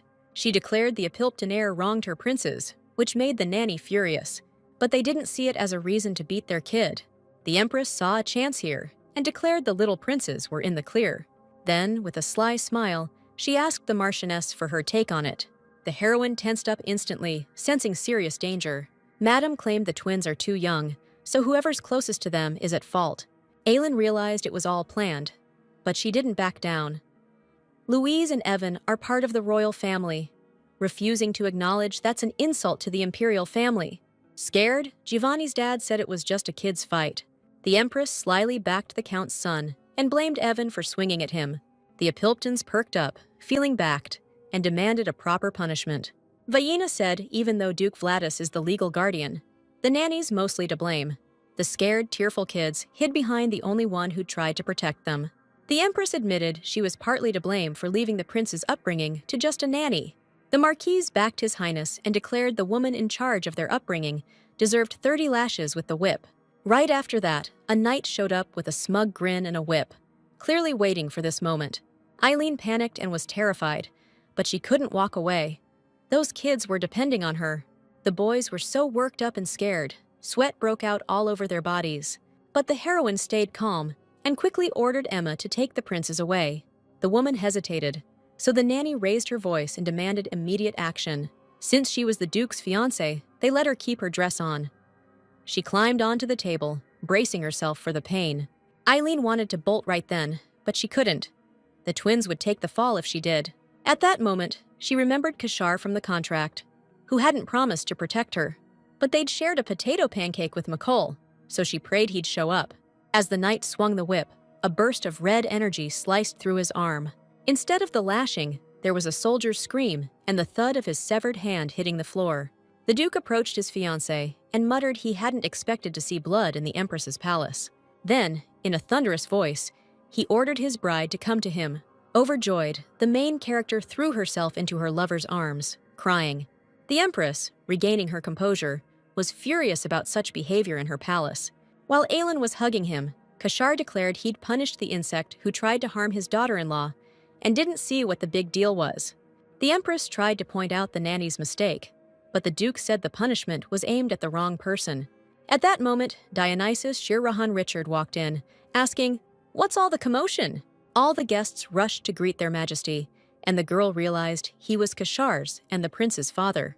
The excited Empress approached her husband and said it was a huge honor that the Emperor had come to the Ologia party. But Dionysus said nothing, just repeated his question about what was going on. The Empress explained the young princes had joined the party for the first time, and there'd been a minor conflict. After that, Dionysus looked at his youngest sons and saw their scared faces. He asked the hostess for details, so she bowed and said Evan had started swinging his fists over a joke by the Count's son. Hearing this lie, even though everyone had clearly seen and heard the truth, but this info would make the Emperor side with the Empress. The girl clenched her hands in helplessness, knowing that even if she told the truth, it'd still sound like a lie. Kashar was so furious he wanted to kill them all, but a man suddenly blurted out that his wife was lying. It was the heavily drunk Marquis Gerard, strolling leisurely through the hall. The lady freaked out instantly, shouting that he was spouting nonsense. Watching him chug Macallie and keep chillin' like that, Eileen figured he was a total lunatic. The main character overheard that, while they were on the terrace, a secret auction wrapped up, and the Marquise had won it. The courtiers were stunned when they saw the final auction bids. The top spot went to Evan Richard and Louis Richard, Macallie products, priced at 4,900 gold each. Lady was beyond furious, calling her husband a crazy freak show monster. The Marquis explained his wife promised him he could buy whatever he wanted, since she'd be too busy terrorizing the nanny. Scared of the Marquis, she clamped his mouth shut so hard he couldn't breathe. Dionysus decided to press Marquis Gerald, wanted to know exactly what he meant. The Empress grabbed his hand instantly, telling him not to listen to the drivel of a drunk man. The Emperor declared he wanted to hear the Marquise's account. The Marquis bit his wife's hand to break free. The guy pointed at the Count and spat, "Your wife and the Empress conspired with those pigs to whip the nanny." Words like that had the whole Jeremy family on edge, panicking. The emperor decided to issue an edict, targeting Count Eppeltone and his wife for insulting the imperial family. Halfway through the edict, the family's faces were going pale, getting worse with every word. After that, Dionysus kept punishing the culprits, and the Lehman's wives for fraud would go to prison, while other charges would be reviewed in court. Realizing what kind of mess they were in, the Marchioness pleaded with tears in her eyes to the Empress. She said, "Doesn't Vienna know this is all one big misunderstanding?" But His Highness pretended not to know his friend would act like that. The main heroine couldn't even figure out why this happened when Kashar suggested they get out of there. Then Eileen rushed to hug the princes and said, "Let's not stick around here." A second later, they all piled into the carriage and headed back home. Only once they were clear of the castle did the girl calm down and get a clear head about the situation. The nanny checked if Louis was okay, and he agreed fast since she protected them. The girl wanted to ask about Evan too, but he didn't even turn his head. Louis asked if it was true his younger brother became their guardian now. Eileen realized her own fault for not telling them earlier, but still agreed, saying she personally asked for the favor. The main heroine admitted she begged for the prince's protection. Louis started crying once he realized they were totally helpless, and the nanny had to handle it all. Kashar said it's totally normal for kids to not be able to do anything. Louis said he wanted to protect Eileen when he grew up. After that, they started snuggling. Evan interrupted, "Even if you grow up, nothing will change. Abandoned imperial family members can't protect anyone." The Duke said the younger brother's way worse than the older one. "That's why my girlfriend chewed him out." Kasha explained, "If I can win the twins' affection, they'll stay with Eileen. She's their nanny, so it's weird to complain without even trying to protect her." "So, who is she to you guys?" The boy clenched his tiny fists in anger and said, "I really hate her." Now Evan's certain the nanny's become super important to them. The kid apologized. He knew the maid was just trying to protect them, but he was still mad because he felt helpless. The girl was amazed that such a little kid had so much on his mind. He just couldn't open up to Eileen. While the nanny was thinking, Louise hugged her tightly and said, "She's the most important person in my whole world." The Duke sighed and asked, "Do you need my protection?" The kids nodded firmly. The main girl was shocked the kids actually accepted Kasha. He pulled his girlfriend in and said, "You've got 2 little knights now. That's pretty awesome." The girl blushed under his tight hug. The Duke smirked. "Guess I've got some young competition now." After a while, they finally made it to their palace. Before going in, Eileen stopped and said, "I need to talk to the princes about something." Main heroine said she got a move offer to a place way better than this one, and it's not the Imperial Palace. Girl clarified it's Kashar's residence, and since he's their new guardian, it'll be way safer there. Hearing their home's not going anywhere, and they can always return, the kids agreed to the move. Louis asked, "Now that we're all gonna live together, can we be a family?" Agreed with him. "Yeah, we can be that. Eileen's the mom, Kashar's the dad." As she said, "That's not happening. The Duke's our older brother," he zoned out. He was pissed that her guts were growing. How she even tried to rough up his girl while he was in a meeting with the emperor. Dionysus asked, "How'd Kashar spend his mom's anniversary?" "She killed herself after getting booted from the throne and locked up." The Duke knew the emperor always backs Vienna, so he's trying to act like he never left Vivian. His Highness, hearing about Olage's party, figured since he was at the Empress's castle, he'd stop by. He didn't know why Dionysus joined him, but it was lucky he wasn't around. Otherwise, he'd have cut off her head, not just a hand. He almost lost it, but held back. Had to, after tasting Eileen's cooking. But he's got a bad feeling it's not over. Kashar's wondering why he's so desperate to touch her. She sensed it and said, "Princes are here." Rushed him to the carriage and thanked him for today.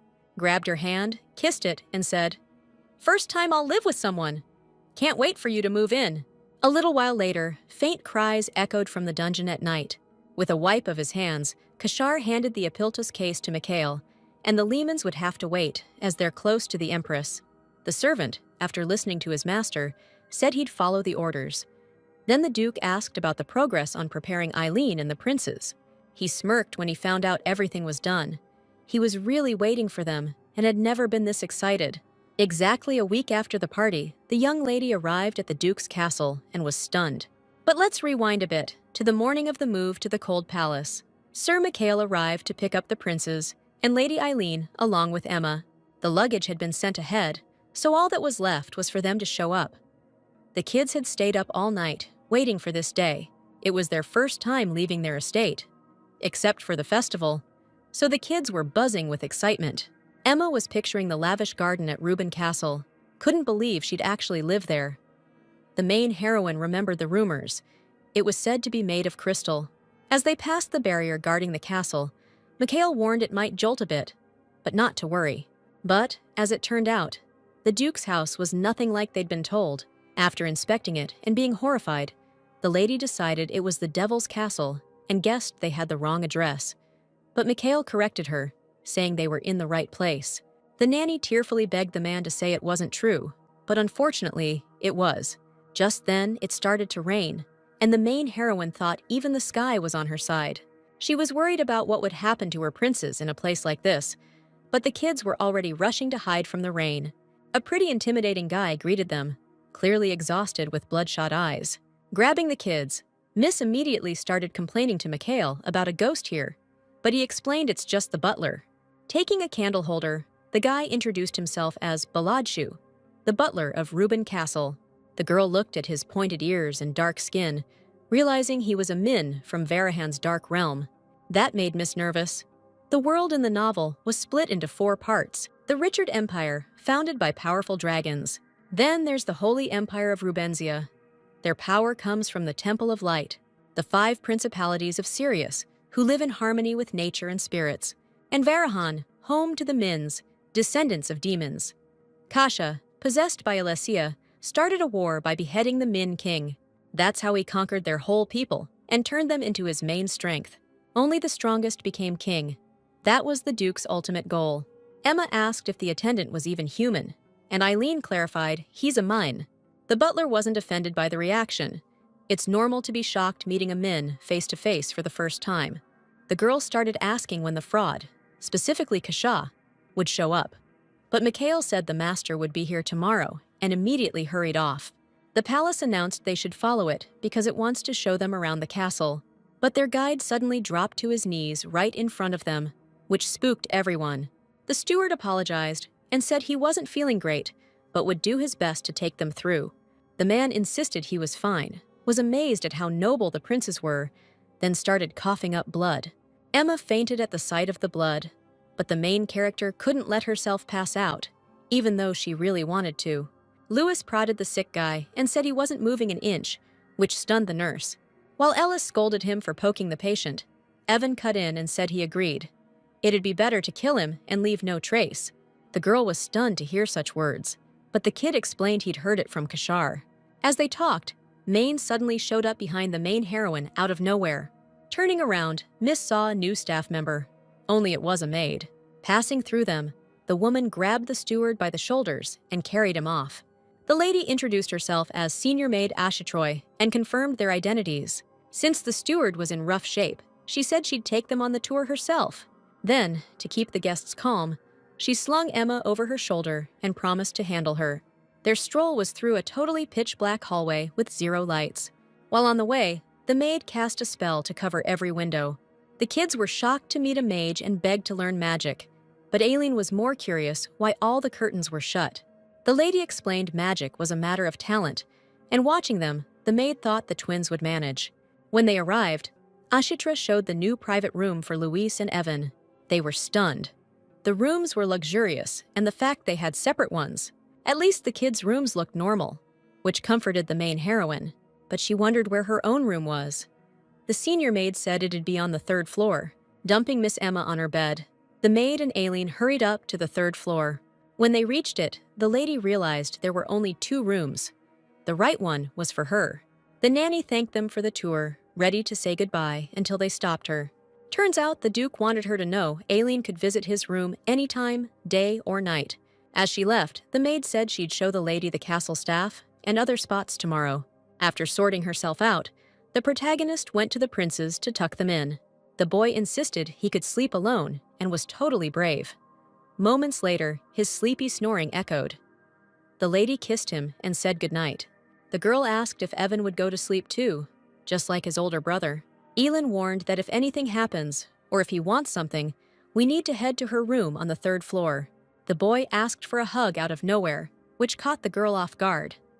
Evan noticed, turned red, and quickly took it back, muttering he was just gonna sleep. The girl melted, beaming, and kissed the prince before whispering him a good night. After tucking the twins in, Miss wandered the castle, hunting for the dining hall. Her throat was parched. Finally tracking it down, Elin froze. Someone was already inside. Maine was chugging some weird red drink. He spun around with a creepy grin. He'd heard Lady Harlan. The second she saw that horrifying sight, she couldn't take it anymore and blacked out. She jolted awake, hearing someone apologize. And there, right in front of her, was Kashar. She was certain she'd blacked out and figured this was just a dream.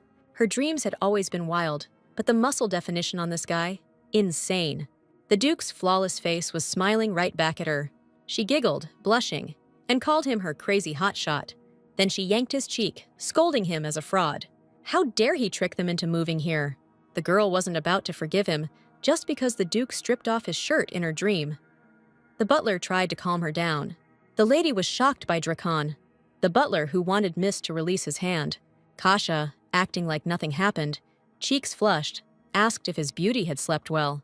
Miss sprang back and greeted the Duke as soon as she realized what had happened. He wanted to figure out what had actually gone down, since he'd asked them to get ready for meeting his beloved. But turns out, instead of a proper greeting, the servants welcomed them all mine-style. The lady clarified that the garden decorations and the black skulls on the staircase were their work too. Also explained that for them, black and purple are the best colors, and the fountain water's good for health with herbal drink. Also, the popular animal statues in Verhan were custom ordered from the artisan. The Duke clarified that his guests, including his beloved, are humans. And this isn't about making the palace habitable the way he'd meant. The main heroine also remembered fainting when she saw Drakon, but the guy clarified that Miss had misread the situation. No blood vomit here. He pulled out a bottle, explaining it was a special porridge drink made from ground plants. The butler explained he's gone vegetarian.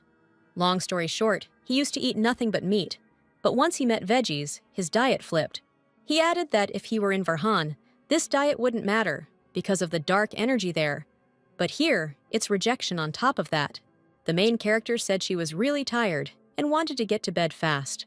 But Kasha grabbed her hand and laid her on the bed, asking, "If you're so tired, where were you planning to go? Eileen's in her lover's bedroom after all." The words overwhelmed her with embarrassment and awkwardness, making her stutter. The butler hurriedly left them alone, leaving an awkward silence between them. As Lady examined the Duke's perfect body, a thought of a steamy night popped into her head. All these thoughts made the main character blush even harder, her face turning crimson. Panicking, Eileen insisted it was because she was tired, not his hot muscles.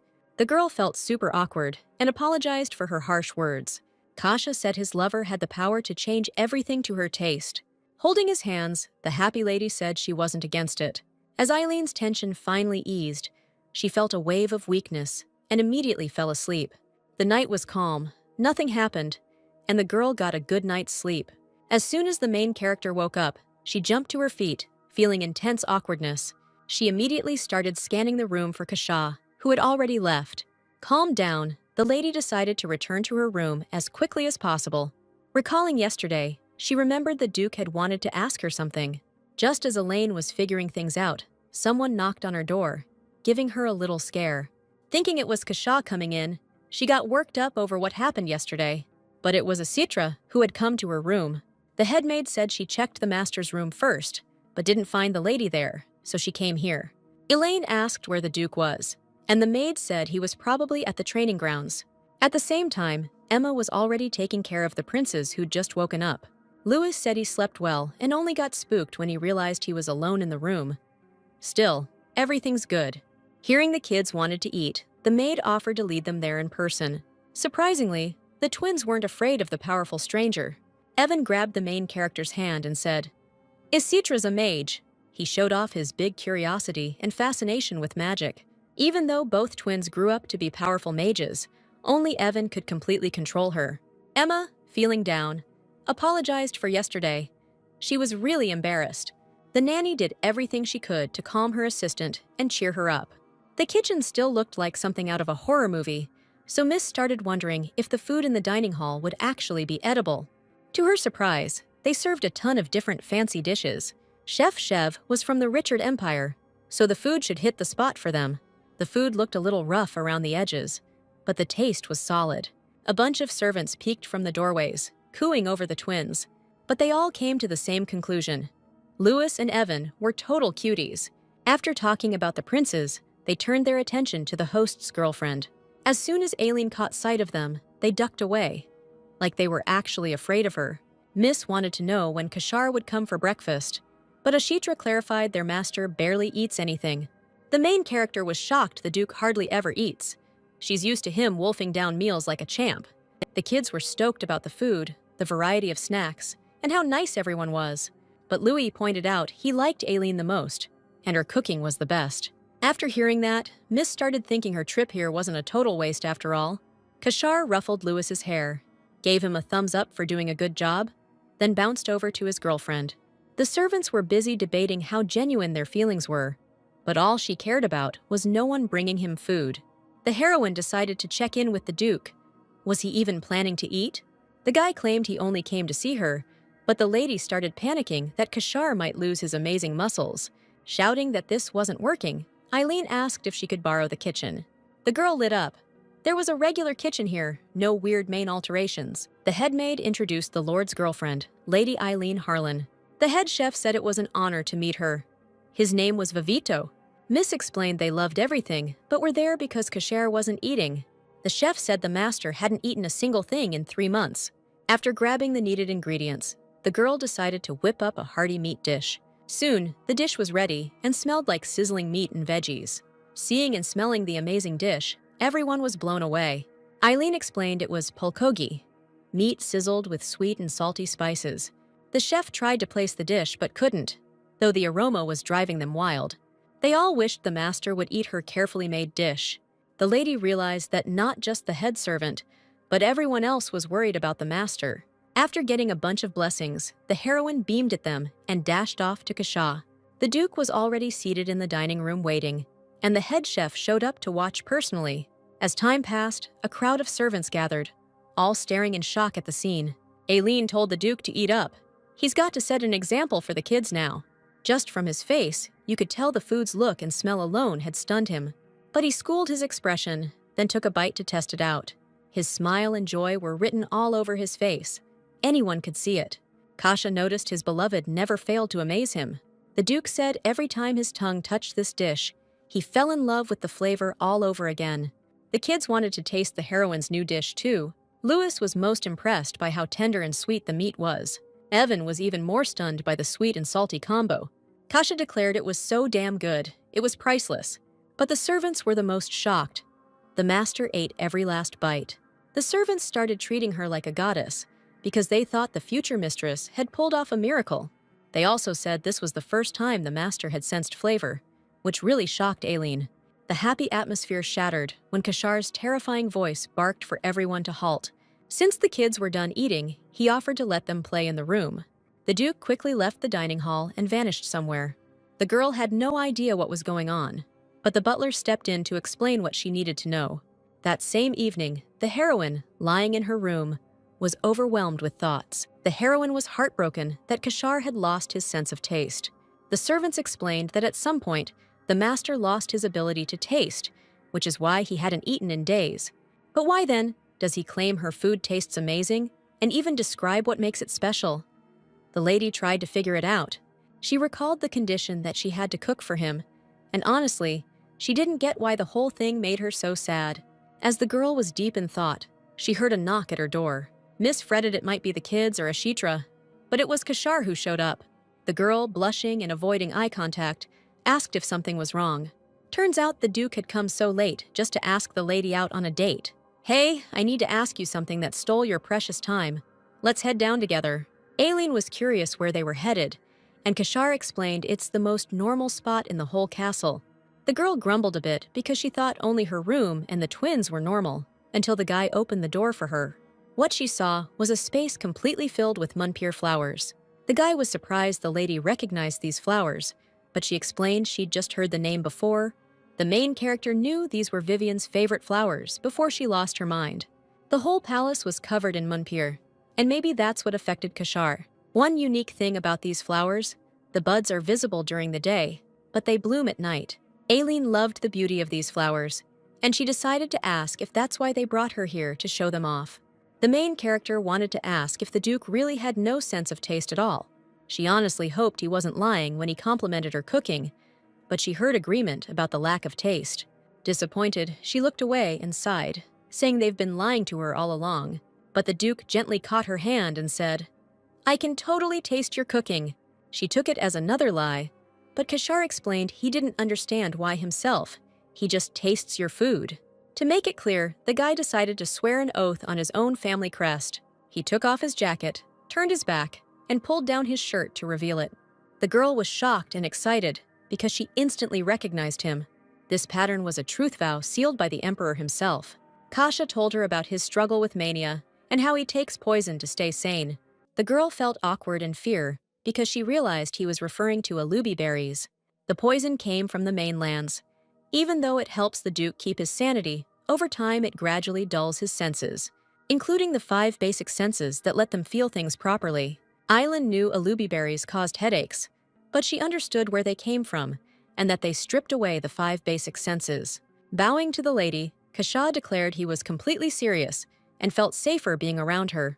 The main heroine was instantly overwhelmed with emotions and mishugged the guy.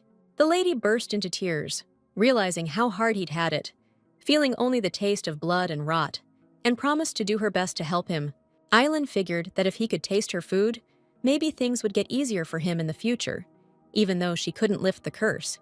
With tears in her eyes, the main heroine really wanted to help him and make his life easier. The Duke looked into the lady's tear-filled eyes, and his heart fluttered. Feeling strong emotions and embarrassment, the girl picked up Kasha's clothes and, using the excuse of the cold air, said she was heading back to her room. "Hey, you're confused, right? Miss doesn't like me stripping?"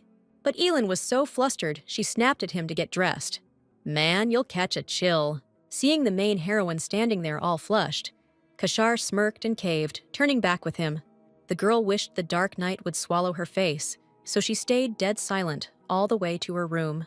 Miss was about to vanish into her room and wish him good night when the Duke cut in, asking why she was heading there. Aileen didn't get it. What's wrong? It's her room. But the guy flat out said they'd agreed to share a bed starting today. Turns out Kashar asked her that exact thing last night, and the miss had half-mindlessly said yes. The Duke, all flustered, admitted he knew it might feel weird sleeping in a contract relationship. But he also said he was sorry. His head feels lighter when Elin's nearby, okay? His reasoning crumbled her resistance.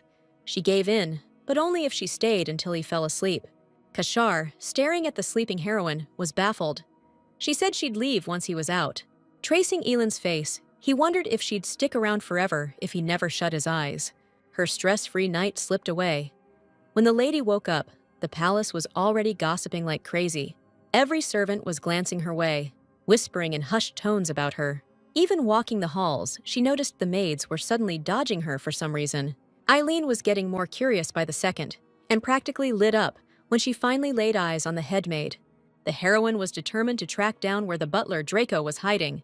The maid shot back, "Why's the lady looking for him?"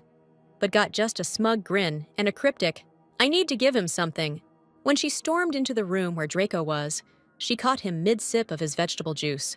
The guy was going on and on about how amazing it tasted, while Aileen just beamed.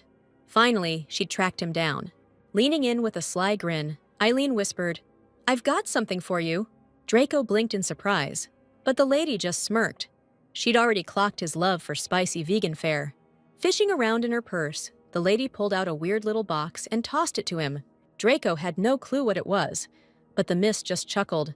"Sure, veggies are great, but they're not cutting it for your system. So I thought, why not swap it for meat?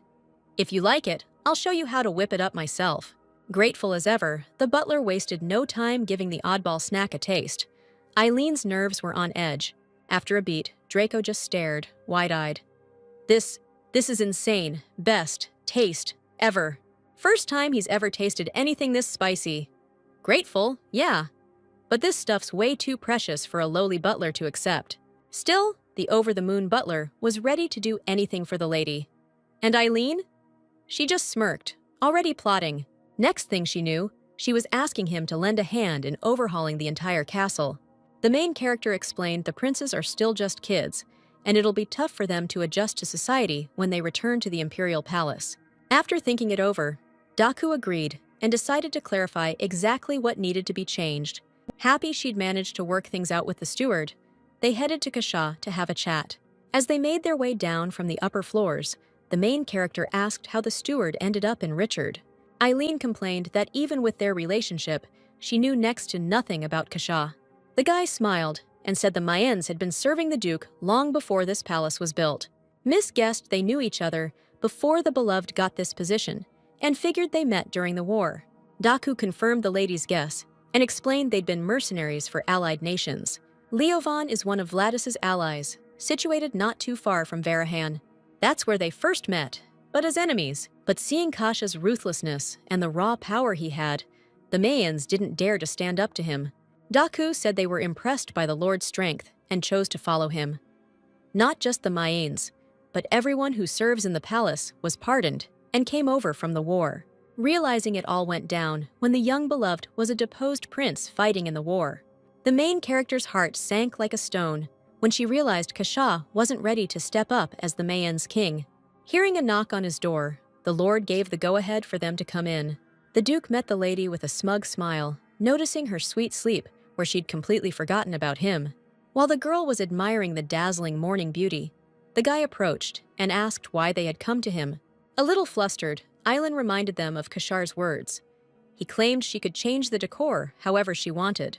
Accepting that it was his mistake, the Duke said they could go ahead without worrying about the costs. The main heroine also asked to be allowed to find the interior specialist herself and oversee everything. This was all to bring Princess Fritzio, so she needed to meet the head of Elvatoria in person. Even though her personality is very different from Kashar's, she's the top pick for his girlfriend. She wanted to find him a girlfriend before he fell for Elsie to prevent a continental war. But at that moment, the girl felt a strange sensation, like something was holding her back. The Duke grew curious how the lady planned to find the person, and she replied she'd head to Guild Street. The guy offered to go with her on a date, but Eileen refused, saying she wanted to handle it herself, and at most, one person could go with her. Those words unsettled Kashar, and after a quick moment's thought, he reached into one of the lockers. Then, he pulled out a beautiful, large blue necklace adorned with gems. Looking at it, the lady was amazed, but she also felt like she'd seen it before. As it turned out, it was the key to the fog barrier, and Kashar explained he was giving it to her because she couldn't keep dragging Mikhail around forever. The girl was super worried about the magical stone's high price, so the guy put it on her and said to keep it on forever. The main character was totally shocked by the beauty and cost of the gift. Even if you took everything Kashar had given her before, it would all be way cheaper than this. 3 whole days had passed since the Duke gave her the stone. He brought the lady to the training yard and said that before she left, there was something they needed to settle. The soldiers training on the field noticed the noble standing nearby almost instantly. Then 3 soldiers with blood on them walked over, which gave her a bit of a scare. The soldiers said they really respected the lady, since she must be tough to have won over the noble. Kashar ignored all the drama and told the lady to pick an escort who'd be in charge of her trips outside. The giants lit up instantly and started begging for their spots. Since the main guys wanted to fight her, she started wondering if they were there to protect her or take her down. Plus, she didn't like how these soldiers were way too obvious, so she started looking for someone else. As the main character scanned the yard, she was shocked. She didn't expect to see Ludwig here, which left her confused. This guy was a well-known spiritual swordsman in the novel, packing serious power. In the novel, this was the guy who backed Kashar and joined Michael's side during Elsie's kidnapping. The guy stood out because he was a half-elf who could talk to spirits. Elsie taught him how to use his powers, and he started respecting her deeply. But he never got up the guts to confess his feelings. While Eileen stood frozen, Kasha decided to find out if she'd picked a knight to tag along. The girl felt super awkward realizing how she must look, so she quickly pointed at Louis. The other knights were furious. They couldn't believe a total slacker like him could protect her. The main character explained that if she rode in a carriage with any of them, the carriage would totally fall apart. Aelin also said that Louis is a knight, and as long as he's got a sword, he can protect her just fine. Louis was so stunned staring at Aelin that he opened his mouth without even noticing. Kasha calmly asked if he could trust his lover's safety to Louis. Louis dropped to one knee right away and declared that if given the job, he'd lay down his life to protect her. Watching the Duke test his knight, the lady felt uneasy. It all looked more like a war mobilization than a simple trip to the city. The main character stepped closer to the guy and said, "Nice to meet you, Sir Louis." As Miss was getting excited about having such a talented guy, Kasha warned her about the risk of betrayal and what it'd mean. The next morning, before the trip, the twins showed up begging to go with Islan, but the lady refused, saying they could join next time. Right now, she had other plans. The main heroine thanked the kids for understanding and promised to make them some gifts. Right then, Kashar sneaked up behind her unexpectedly, gently hugged her, and asked if he could get a gift too. Staring at her boyfriend's dazzling face, the lady wondered why he kept touching her more and more often. This started happening right after they saw the mantises, but the girl still couldn't get used to it. Aileen promised to make dinner when they got back, and then Kashar leaned in close to her ear and asked if she was sure she wouldn't come back before dark. The main heroine turned bright red from his whispering, but before she could react, the guy suddenly kissed her. Because of that, the girl lost touch with reality and imagined herself getting married to him. She also pictured a future where they had 2 kids, and Kashar was playfully playing with them. These thoughts wouldn't leave the lady alone for ages, making the knight worry. The lady realized she'd gotten so lost thinking about the Duke that she hadn't even noticed when she ended up in the carriage. She thought this was starting to sound like an illness, but she didn't get why Kashar had kissed her cheek. The thoughts overwhelmed her so much, her face turned red, and she blushed heavily. To calm the knight and keep the carriage moving, the lady said she was just really missing her boyfriend. After that, an awkward silence settled between them. The main heroine felt so awkward because it was her first time being alone with someone besides Kashar and the twins. Looking at the knight, Eileen thought that if the Duke's a beast of a man, then this one's more of a sad, good-looking guy. After thinking, the girl noted her beloved's more of a man, then scolded herself because she'd been thinking about him too much. The knight grew curious about why Lady Harlan picked him. Eileen explained that even though the guy isn't the strongest knight, the others are just too big. She also pointed out that just one time at the Duke's training ground is enough to realize he's a worthy knight. And with a smile, she declared she didn't think he was any less than the other knights. Arriving at the spot, the protagonist decided to ask if Sir Ludvion could make a promise to her. Without a second's hesitation, the guy was ready to follow orders right away. Eileen asked him not to tell Kasha where they'd gone today. Since he's not her subordinate, Miss doubted he'd agree to her request. But the lady's fears were unfounded. After getting his agreement, the protagonist hurried to get out of the carriage quickly. Before them appeared an extremely lively guild street with pretty tall buildings. Scanning the area, Eileen searched for the right guild and remembered that if you enter the alley, you can find folks dealing in dangerous stuff. Ludvion's knight wanted to pull out a map to know exactly where to go, but the protagonist, screaming, yanked his hand and stopped him. Lady knew that if they studied the map or stared around too long, people would realize they weren't from here. Without explaining or letting go of the knight's hand, Harlan took off in some random direction.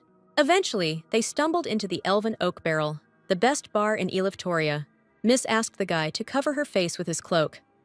As she tried to walk in, he asked if she really wanted to go into a bar. The main character snapped right back. "No, it's not what you're thinking. You'll see once we're inside." Spotted the knight's flushed face, the girl teased, "You okay back there? Getting too hot?" Snatched his hand from Lady Harlan's grip. The knight muttered, "I'm fine, just a little sleepy." Once they'd wrapped up in cloaks, they marched straight to the barkeep. The barkeep didn't even crack a smile, just grunted, "What'll it be then?" Eileen straightened up, voice steady. "I'd like a green caterpillar with mushrooms." Miss remembered from the novel. When Elsia ran from Kashar, she hid out in the temple, but they tried to hold her there too. So she spilled the beans to the guild district. Had good connections with Helvetica. Eileen was glad she remembered the passcode. To get to Phrygi's office without stepping on mines, you had to be either the guard or the builder. They walked until a locked door blocked their path, but the man halted before reaching it. Turned around, he asked, "And who's backing these new guests?" The main character got really worked up because she had no clue what this was about. This was all because the book never mentioned anything besides the password. The lady was curious why the guy stood right next to the axe hanging on the wall, but still mentioned Duke Vladis's representative. The The furious bartender grabbed a weapon and swung at them while yelling.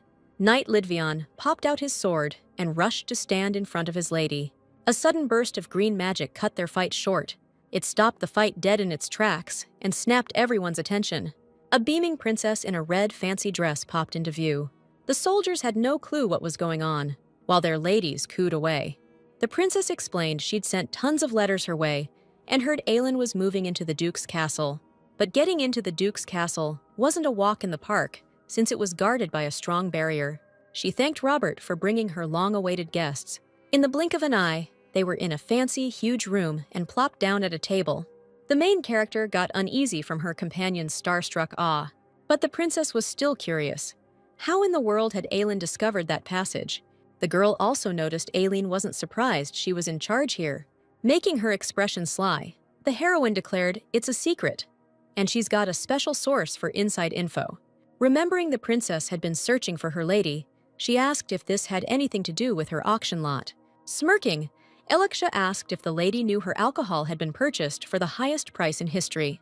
As the organization's head, she nodded, saying she wanted exclusive rights to sell the product.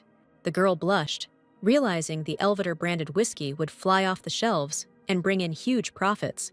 Aelin explained the supply would be limited, and Alaksha was thrilled, because the less product there is, the higher its value. The princess also asked if there were any specific preferences for how the product should be sold. After a pause, the heroine asked for a standalone shop where only premium alcohol would be sold. Alaksha asked if they could also expect a supply of those black round pastries and packaging. The princess said she'd found the last one and decided to try the chocopi. She was shocked by how sweet it was, and curious about that white center in the middle. Blushing with embarrassment, Aelin said it was marshmallow, which made Alaksha go wild. She jumped up in excitement, asking where Miss had gotten such amazing recipes. So the princess said she'd be happy to tweak the recipe however the heroine wanted. She wasn't the one who set this up, but she still knew she needed the cash. Lewis and Evan had to awaken their magic somewhere around a year from now, but they couldn't handle the surging power and had to flee. Only the magic tower could stabilize that kind of magic. But this was basically like sending a toddler to graduate school. So Elaine decided to build something similar to a magic tower in the duchy and find the twins a tutor, neither of which was cheap. She knew the tower was basically one giant magic stone, and she didn't want to pile everything on Kashar's shoulders. Still, the main character felt this weird nagging anxiety she couldn't shake. To kick things off, Aleksha decided to sign a contract with her. The princess wrote it out in front of her using magic, which shocked Elaine completely. Watching the girl's total competence somehow made the main character feel physically uneasy. After calming down, she said she had two requests, one about hiring an interior designer. Aleksha offered to handle that personally. The second request, memories of her lover. She had doubts about their feelings, so she decided to hold off on that one for now. The princess admitted she was greedy, but wouldn't pressure her into the deal. As a friendship gesture, she promised a gift. Turns out it was a special crystal magic orb for communication. Before heading out, the main heroine asked me to track down a certain book. Then she made her way to the exit. The lady knew this area gets really dangerous at night, so she decided to get home as fast as she could. The knight was leading her through the back streets when she suddenly stopped him mid-step. She pulled out the book and declared it was a gift and a bribe to keep her secret safe. Holding up the weird-looking book, the main heroine said it had instructions on how to summon spirits, but Ludvian just turned his head and said he had nothing to do with it. Spirit summoning is only for elves and the special races in the 5 kingdoms. His mom ditched him back in the day because he sucked at spirit summoning magic. Knowing the guy in the story was still trying to figure out how to use it, the girl said she believed in him and sensed strong energy in him. Smiling because the knight actually took the gift, Aelin felt like a total flustered mess. But while the heroine was daydreaming in the clouds, the knight suddenly sprinted over and shielded her back. The lady was totally flustered by what just happened and the sudden physical contact. She didn't get what was going on until she caught an unfamiliar voice. A whole gang of bandits was coming their way, ready to take everything they owned. The main heroine's blood ran cold, while Ludvian was already on edge. A moment later, Aelin realized someone had come up behind them, surrounding the group. She realized the enemy numbers were too high, and that taking shortcuts always led to trouble. Fed up, the bandits went for the attack, while the knight ordered her to stay close. The guy was so focused on the frontline enemies, he didn't realize the hulking brute had crept up on them. He spotted her flashy necklace and instantly lunged at the main heroine with his sword. But just then, the magical stone exploded, halting the attack mid-swing. Emitting a blinding light, it shattered the sword completely. Overcome with fear and tears, the lady suddenly felt Kashah's familiar warmth and heard his voice. "I told you it was dangerous out there." She thought she was just imagining Kashah again, until she realized he was actually there. Staring at the Duke with her heart racing, the heroine finally admitted she had a crush on him. A little while later, they finally made it back to the castle, where everyone had been waiting for ages. Lady Aylin apologized to the kids for the mess-up, and Lewis immediately bombarded her with questions about the gifts and how wild the outside was. Aylin froze. She'd totally forgotten the gifts. The twins thought she was coming down with something, and Kashah backed them up by explaining the attack. Holding her close, the Duke assured the princes there was no need to worry. She was safe because he'd saved her. Feeling totally embarrassed, the heroine admitted to Lewis and Evan that she'd forgotten their presence. The kids insisted there was nothing to worry about since their main gift was her safety. The younger brother was a little down because he really wanted to protect her on his own, so he thought he should learn sword fighting. But the girl asked, "What about studying magic?" Lewis got interested in the idea, and the lady explained they'd both study, with Eileen trying to find a good teacher. Watching this, Kashar said they needed other tutors for all the subjects little princes needed to know. The kids were a bit spoiled, thinking magic was enough. But the Duke explained that without this, they wouldn't become gentlemen. The brothers wished each other good dreams before heading to their rooms. Walking alone with Kashar down the hall, the heroine couldn't stop stealing glances at him. The guy caught on and asked what she was thinking, but the lady, flustered, remembered the dinner she promised. But it was way too late. The Duke declared that if Eileen really wanted to do something for him, let her start by stepping into his room. From Kashar lying on her lap, glowing intensely, the heroine's heart couldn't take it. The lover noticed she wasn't looking at him, and the lady said it was because of the broken expensive necklace. But the Duke explained there was no point worrying about it since it was one-time use. He added another spell to the barrier, so the magic stone became useless. The lady remembered this necklace was identical to the one Elsius wore in the original. After Elsius ran off from Kashah, Michael gave her this necklace to make sure he didn't lose her. She also remembered the magic sealed inside the necklace. In times of danger, it would summon the person the owner wanted to see most.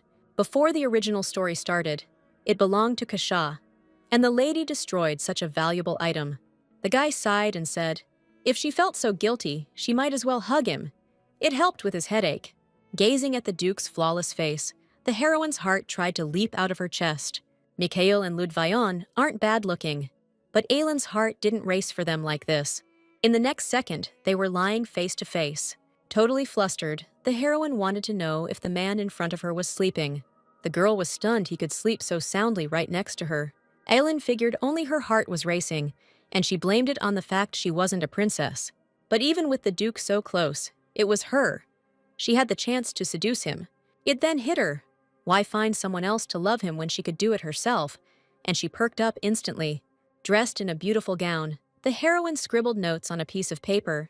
The servants peeking from the shadows were awestruck by her beauty. Eileen was stressing out because she thought she was way worse than she actually was. When the main character got a guest alert, she rushed to greet them.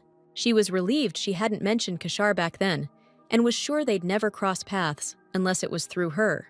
Instead of the interior designer she expected, the lady saw a princess. Turns out Lady Phrygi's into interior design. She pulled out a bunch of certificates to prove her credentials.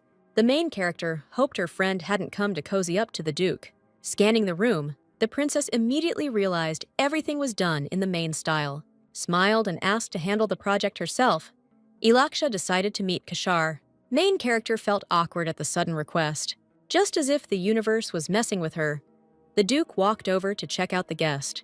Kashar leaned against the wall, arms crossed, clearly annoyed. The princess bowed to Vladis and said, "Long time no see." Went over, pulled his lover close, and asked why Eliksha had come. Main character didn't get it and caught a weird sigh. Eileen immediately got really upset because she started thinking the princess was his first love. Ilaksha asked if the Duke had paid for all the future expenses. Learning that he had, under the pretense of discussing payments, they went into a separate room together. Watching them, Miss caught herself thinking they made a cute couple and looked like lovebirds. Feeling upset, the protagonist remembered she had actually wanted to bring them together. After talking it over, Alexia said they agreed to go with what Eileen wanted and not worry about the money. And as the protagonist wondered if they were really just talking about money, a child's voice echoed down the hallway. They were twins, clearly armed with swords, just finishing up a game of knights. Lewis introduced himself to the guest and quickly introduced his grumpy little brother. Laughing and calling them cuties, the lady introduced herself as Phrygia. The protagonist noticed her friend was gentle with the kids, which made her certain she was the perfect candidate for the Duke's lover.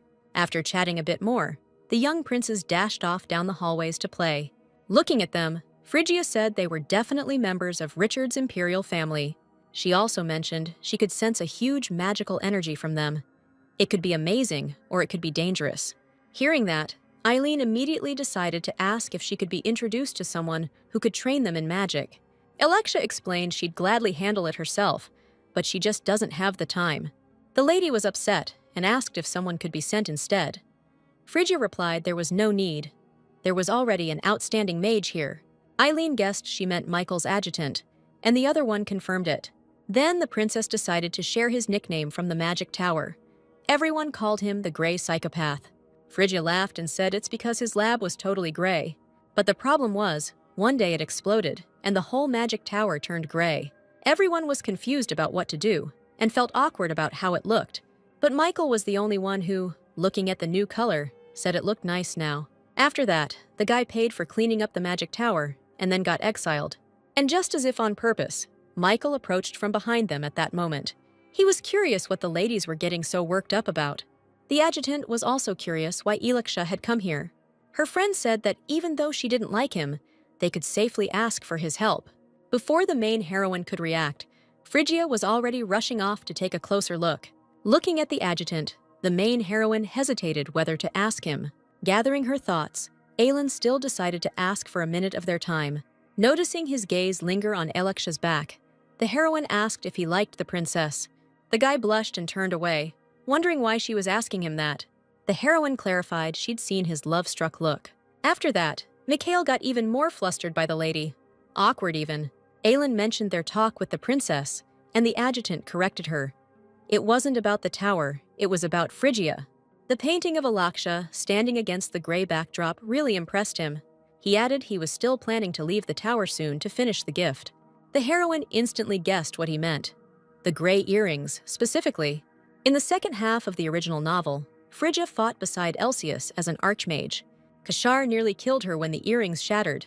They could only block an attack once. Realizing Mikhail had made them, the girl couldn't understand why he didn't confess his feelings and let her die. The adjutant explained he'd first thought the lady was another fraud, claiming she could cure the master of his madness. But over time, he realized it wasn't true. That's why the girl finally understood why Mikhail had been so cold to her. The guy bowed to her, offering his apologies, though they were long overdue. In a casual chat like this, Eileen figured it was a good chance to ask about Prince training. After thinking it over, the guy agreed to help. He owed her after acting like a tool. He apologized for dragging Lady Phrygia along with him. Realizing the girl had no clue, Mikhail held back the jab. He'd save it for later. They slipped into the office, where the noise was booming, then crouched to eavesdrop. Turns out, it was a shouting match between the Duke and the Princess, and apparently, their fights never ended. Both too stubborn to back down. Watching the royal bicker with the archmage, blood pressure through the roof. Mikhail explained they'd been at war for years. Same business interests, zero compromise. Duke finally snapped, blaming himself for bringing her here to tease her. Eileen fired back, claiming she'd had zero idea. It wasn't his fault. The princess tackled her friend, begging her to dump Kasha. Had no clue how she stuck it out. The guy mumbled they should just kick the guest out. Princess cut him off. She was here as Eileen's guest. Phrygia asked her friend flat out, how could she even date someone with such a toxic vibe? Noted the Duke had weird quirks. But Lady Eileen blinked, caught off guard, and froze. The princess caught wind that her friend might be in danger, so she's willing to help. The main heroine, after a moment's thought, could only say she likes Kasher. After that line, a heavy, awkward silence dropped over the room. Eileen froze in shock. She'd planned to tell him while he was grilling steak, in a more romantic setting. The girl was sure she'd messed up, until her boyfriend rushed over, all eager to know when she'd started liking him. Blushing and flustered, she looked away, unsure how to answer. Freya caught on. They weren't even dating. The Duke shut her down with his magic, since Eileen just said she likes him. Blushing, he begged her to say it again, eyes full of spark. Holding his hands, she repeated, she likes Kashar. The annoyed princess yanked Mikhail and suggested tea, muttering she can't figure out how the Duke's magic beats a real mage's. As soon as they were alone, they shuffled over to the closest couch. Kashar grinned, asking why she was giving him the third degree. She thought he'd made the first move, but the Duke clarified. Eileen's got a knife in her hand and no idea what he's thinking. Kashar beamed, voice trembling, and declared he likes Eileen. He gently brushed her cheek. Her heart raced like never before. The main character immediately declared that cheating was off the table. The Duke clarified, if Miss betrays him, that poor sap will lose all his limbs. Aelin froze in horror for a second, vowing never to cheat. The guy shot back, claiming he'd be just as loyal. Overwhelmed by a storm of emotions, he passionately and tenderly kissed his beloved. 3 days had passed since Phrygia arrived. The interior renovation of Maine's estate was in full swing. She was on site, personally overseeing every detail to ensure the plan was followed exactly. Even the servants jumped into the work to wrap up the renovation as fast as possible. All the precious statues the Maines were so proud of were among the first to go. But that wasn't the issue at all. The main character's mood was off the charts happy. Emma started getting worried. Something was definitely off with the mistress. Flowers were sprouting from her head, for crying out loud. She figured if she had wings, she'd take off right then and there. The world would be perfect, bursting with joy for her.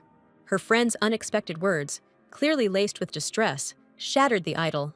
Lady Phrygia, once all smiles, now radiated nothing but anger and outrage. Even though the princess was furious, she decided to triple the price for the interior work. Pulling out the blueprint, the main character asked to tweak one part of the interior concept. Aelin knew the house was being built for newlyweds, so she figured the kids would love it if they added a pond out back. Some parts of Frize's blueprints didn't make sense, but the main heroine quickly explained what Onkal was. Catching the opportunity, Miss got fired up and asked to build a business around it. Alaksha pleaded with tears, because the Duke took everything from her, and this could be a solid business. Having grabbed the blueprints and already happy about the sealed deal, her friend rushed to send requests to the craftsmen.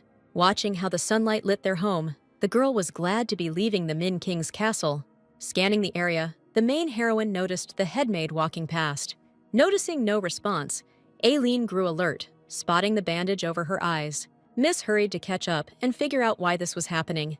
Stopping her and asking about it, the main heroine made Ashitra feel awkward. After thinking, the lady realized she couldn't look at the sunlight, so the servant apologized for dragging her into it. The main heroine decided to check if anyone else among the Mins had the same issue. Aileen felt awkward for getting so excited without considering others' struggles, so she vowed to not let it slide. The next morning, the girl rushed to track down the headmaid. Then the main heroine announced she wanted to give her something and handed over a box. After opening it, Ashitra had no clue what the weird item in front of her was. Aelin explained, "These are sunglasses to protect your eyes from the sun." The main heroine was super glad the shop had an eyewear section. The lady offered to try them on. Ashitra obeyed and was amazed. The main heroine was shocked her eyes didn't hurt and realized she hadn't looked at the sun in ages. Aelin told her to keep the gift and said she wouldn't change the annex where the Mays live. Ashitra called the lady a benefactor. Since her arrival, the always quiet castle had come to life. She was genuinely grateful to Lady Harlan, but after a pause, she corrected herself and called her future mistress. A month had passed since the renovation began, and they'd finally wrapped everything up. Fritzia was thrilled they'd finished the work so fast. The west and east wings of the castle were done in the Hano style. The lady was impressed how the tiled roof fit perfectly, and the Sayachji statues flanked the main entrance. The main heroine praised the craftsman, who recreated them just by looking at her keychain. The butler loved the statue's beauty, and the miss explained they're meant to ward off bad energy. Draku wanted to see them in the wild, but the miss said they might be just as rare as a dragon. They also installed radiant floor heating, but the biggest deal was building their own magical tower. It came into being through Mikhail and Phrygia's tremendous efforts. The twins were the most amazed by the magic tower, hands down. Aileen said the tower's the real deal and brought their teacher over. He decided to greet the twins again, but this time as a mage, Mikhail Evans. Inspired by the upcoming lessons, the kids were buzzing with energy. Aileen noticed how serious Evans and Louis were about their relationship and asked if they liked the tower. Louis immediately cheered, "It's stunning! I'm gonna work super hard." But Evan clearly had something on his mind, even though he said he'd give it his all. Aileen knew his drive was different. He always pushes himself to the max. To help him unwind, Miss kissed him unexpectedly on the cheek. The main heroine told him not to overdo it. She'd worry if anything happened to him. Then she kissed Louis. And right then, Aileen suddenly lifted her beloved into the air. Turns out the Duke heard the kissing and demanded they only do that with him. Noticing the jealous reaction, Evan proudly and cockily asked for another kiss. Aileen was flustered by the behavior, and Kashaw was clearly hurt by the remarks. The Duke told the kid that only lovers do stuff like that, but Evan just smirked and said what could he do if she kissed him first. While the duchy was a picture of peace, big stuff was going down at Shayna's temple. The central chamber glowed with a massive goddess statue. In one of the study rooms, 5 priests gathered around a table. They were thrilled that the Ologia party brought in a mountain of donations. It'd be a lifesaver for the temple. But they were scratching their heads about how such a huge sum came from the auction. The donations came from Evan and Louise, and their nanny handled the goods. The 5th temple priest argued they needed to dig deeper into her, and even floated the idea of branding her as the birth of an apostle. Another priest wasn't buying it, worried they might not hit that donation high again next year, with the Holy Child on the way. They were buzzing about the house continent, but Shayna's holy goddess hadn't shown up yet. The priests were sweating bullets. If the Holy Child didn't show, donations might dry up. But one priest smirked and shot back, "All thanks to the goddess's grace." A new Macaulay shop, an upscale snack store, opened in Nike Square. Every review and newspaper wrote about it, and they took off like wildfire. Though the main heroine didn't visit in person, she caught how popular it was through her surveillance crystal. Qualified professors recommended by Kashar started visiting the Steel Castle to train the young princes.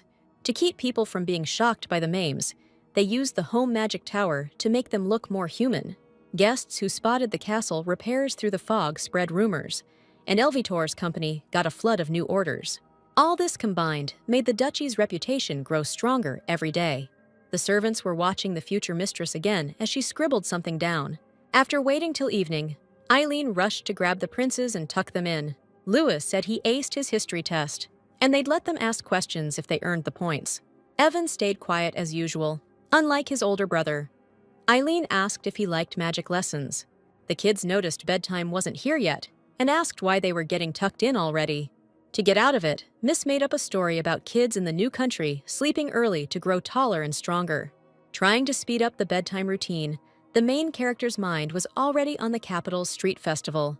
Aileen was totally nervous about how to ask her boyfriend out on a date, so instead of agonizing over it, the lady decided to send a classic love letter. After slipping on her dress and accessories, the lady was thrilled her date prep was finally done. As she stepped outside, the girl caught sight of her waiting love interest.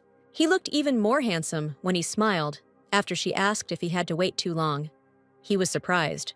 But instead of replying, he had this super flustered, awkward face, keep turning around. The main heroine decided to invite him the next day at 8 p.m. in front of the Central Park. No signature attached. Kashar explained he first thought some burly guy challenged him to a duel. The lady, blushing, clarified it was a date invitation. The Duke was surprised, but the heroine explained the capital's having a night festival. Smiling, he grabbed her and said he'd rather take her to bed. The lady was hurt. They barely knew each other, and she was furious. Kashar kissed her hand, said he loved the letter because she wrote it. Eventually, the heroine convinced him to go to the festival. The lady was shy, but happy they were just holding hands. The Duke, looking at the stalls, noticed something weird. The heroine asked what's up, but he pointed at the bear, said it looked like her. Aileen looked closer and saw it was a plush toy. She thought it was cursed, but Kashar didn't care. He started asking how to get it. The Duke got 5 darts and had to score 100 points to get a prize. Noticing his customers already had a target, the shopkeeper said they'd need to score 20 points each time. But before finishing his sentence, Kasha landed all 5 darts dead center in one smooth move. Passing it to the main heroine, the guy explained it was his answer to her letter. At the romantic gesture, Eileen's heart started racing. Up close, the bear looked even scarier.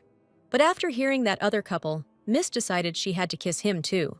Bolstered by confidence and determination, the lady decided to stick to the dating rule. From the rapid heartbeat and panic, Eileen lost her balance and clumsily kissed Kasha on the cheek. And just then, an old drunk man strolling by, grinning like a fool, ruined the whole vibe. After that, Eileen got all flustered and started ranting about how awkward her kiss was. Kasha chuckled at her dramatic reaction. As the fireworks started, the Duke grabbed her hand and led her off somewhere. Around the corner, he accused her of lying when she said she'd kissed plenty before. Eileen was flustered and confused why her boyfriend was so skilled with physical stuff. But Kasha joked that maybe he was born to meet a girl who couldn't kiss worth a damn. The Duke gently pulled her face close and declared she was clumsy and needed to step up her game. The festival carried on, and the fireworks kept getting brighter, lighting up the night sky. Eileen was completely lost in her lover's kiss. After a while, the couple headed back out to enjoy the festival. Staring at the variety of food, the heroine was amazed. She remembered that the best part of any festival is the eats. The lady knew Kashar couldn't taste a thing, so she figured this was her chance to take the lead. After that, they headed to the lake's edge, where the girl had everything ready for a picnic. The Duke was shocked she'd managed to set it all up. She smirked and said, "Don't underestimate a girl's purse." Sitting beside her, the guy was curious about the little box she held. Since it was magical food, it was still warm, and inside was a roasted chicken. The guy was genuinely stunned by the scent. It was nothing like the blood he was used to sensing. The Duke hurriedly grabbed a bite, eager to taste it. Eileen watched him and realized her lover looked like a chicken commercial come to life. The girl then suggested clinking glasses. Chicken and beer are a rule after all. They spent the evening together, watching the stunning lake views. Not long after, they devoured all the chicken and drank plenty of alcohol. The Duke was curious how his lover cooked. Aelin decided to double-check her knowledge and asked if mania was a curse. The lady also declared she wanted to break the curse and get rid of that thing on Kashar's back. Looking sadly at the sky, his beloved said he hated the seal more than anything. Aelin realized there was less than a year left before Elsius would awaken as a saint. Alubi fruits are just a temporary fix. Only Elsia's power can break the curse. Instead of a straight answer, the guy started moving toward the main heroine. He declared he knew the best way to break the curse, and it's 10,000 kisses from Aelin. Fuming because they were pressuring her before she could finish her perfect date checklist, the lady protested, but eventually fell for his trick. Then, exhausted, she passed out on the spot. The Duke covered the main heroine because he was worried about her health. Staring at his sleeping lover, his mind was a storm of thoughts. For the first time, he realized his feelings for her on that balcony at the Olaja party. When she touched his forehead, he felt a glow on his back and realized she was special. But when Aelin was about to whip him, Kashar realized she wasn't just a tool to him. When the main heroine faced danger, the Duke wanted to destroy them all. He felt that way from the very beginning. The Duke realized this girl could not only cure the side effects of Alubi fruit, but actually interfere with the curse itself. Even though he'd longed to break the curse for so long, now he was more worried about keeping Aelin by his side. Seeing how smashed his lover was, he laughed. He'd been fed soda while she got to drink real alcohol. As the Duke carried the heroine, a brilliant light burst from her chest. He instantly recognized the phenomenon, but his voice held only panic. Time passed since that night, and the lady had the head chef cooking up her favorite dishes. The chef was hooked on the heroine's wild, creative ideas. The chef was grateful he'd gotten to learn another recipe today. After calming down, she sped off toward the princes. Aelin was impressed by their focus and calm during lessons. She worried they'd started late, but to her shock, they picked things up like pros. Walking the castle halls and peering out the window, the girl spotted a familiar face. It was Sir Ludwion. The two hadn't seen each other in ages. To grab his attention, she called out to him from the window. But instead of the reaction she expected, the knight took off the second their eyes met. The girl started wondering why Sir Ludwion kept ditching her. A second later, the knight heard the lady's voice closing in behind him again.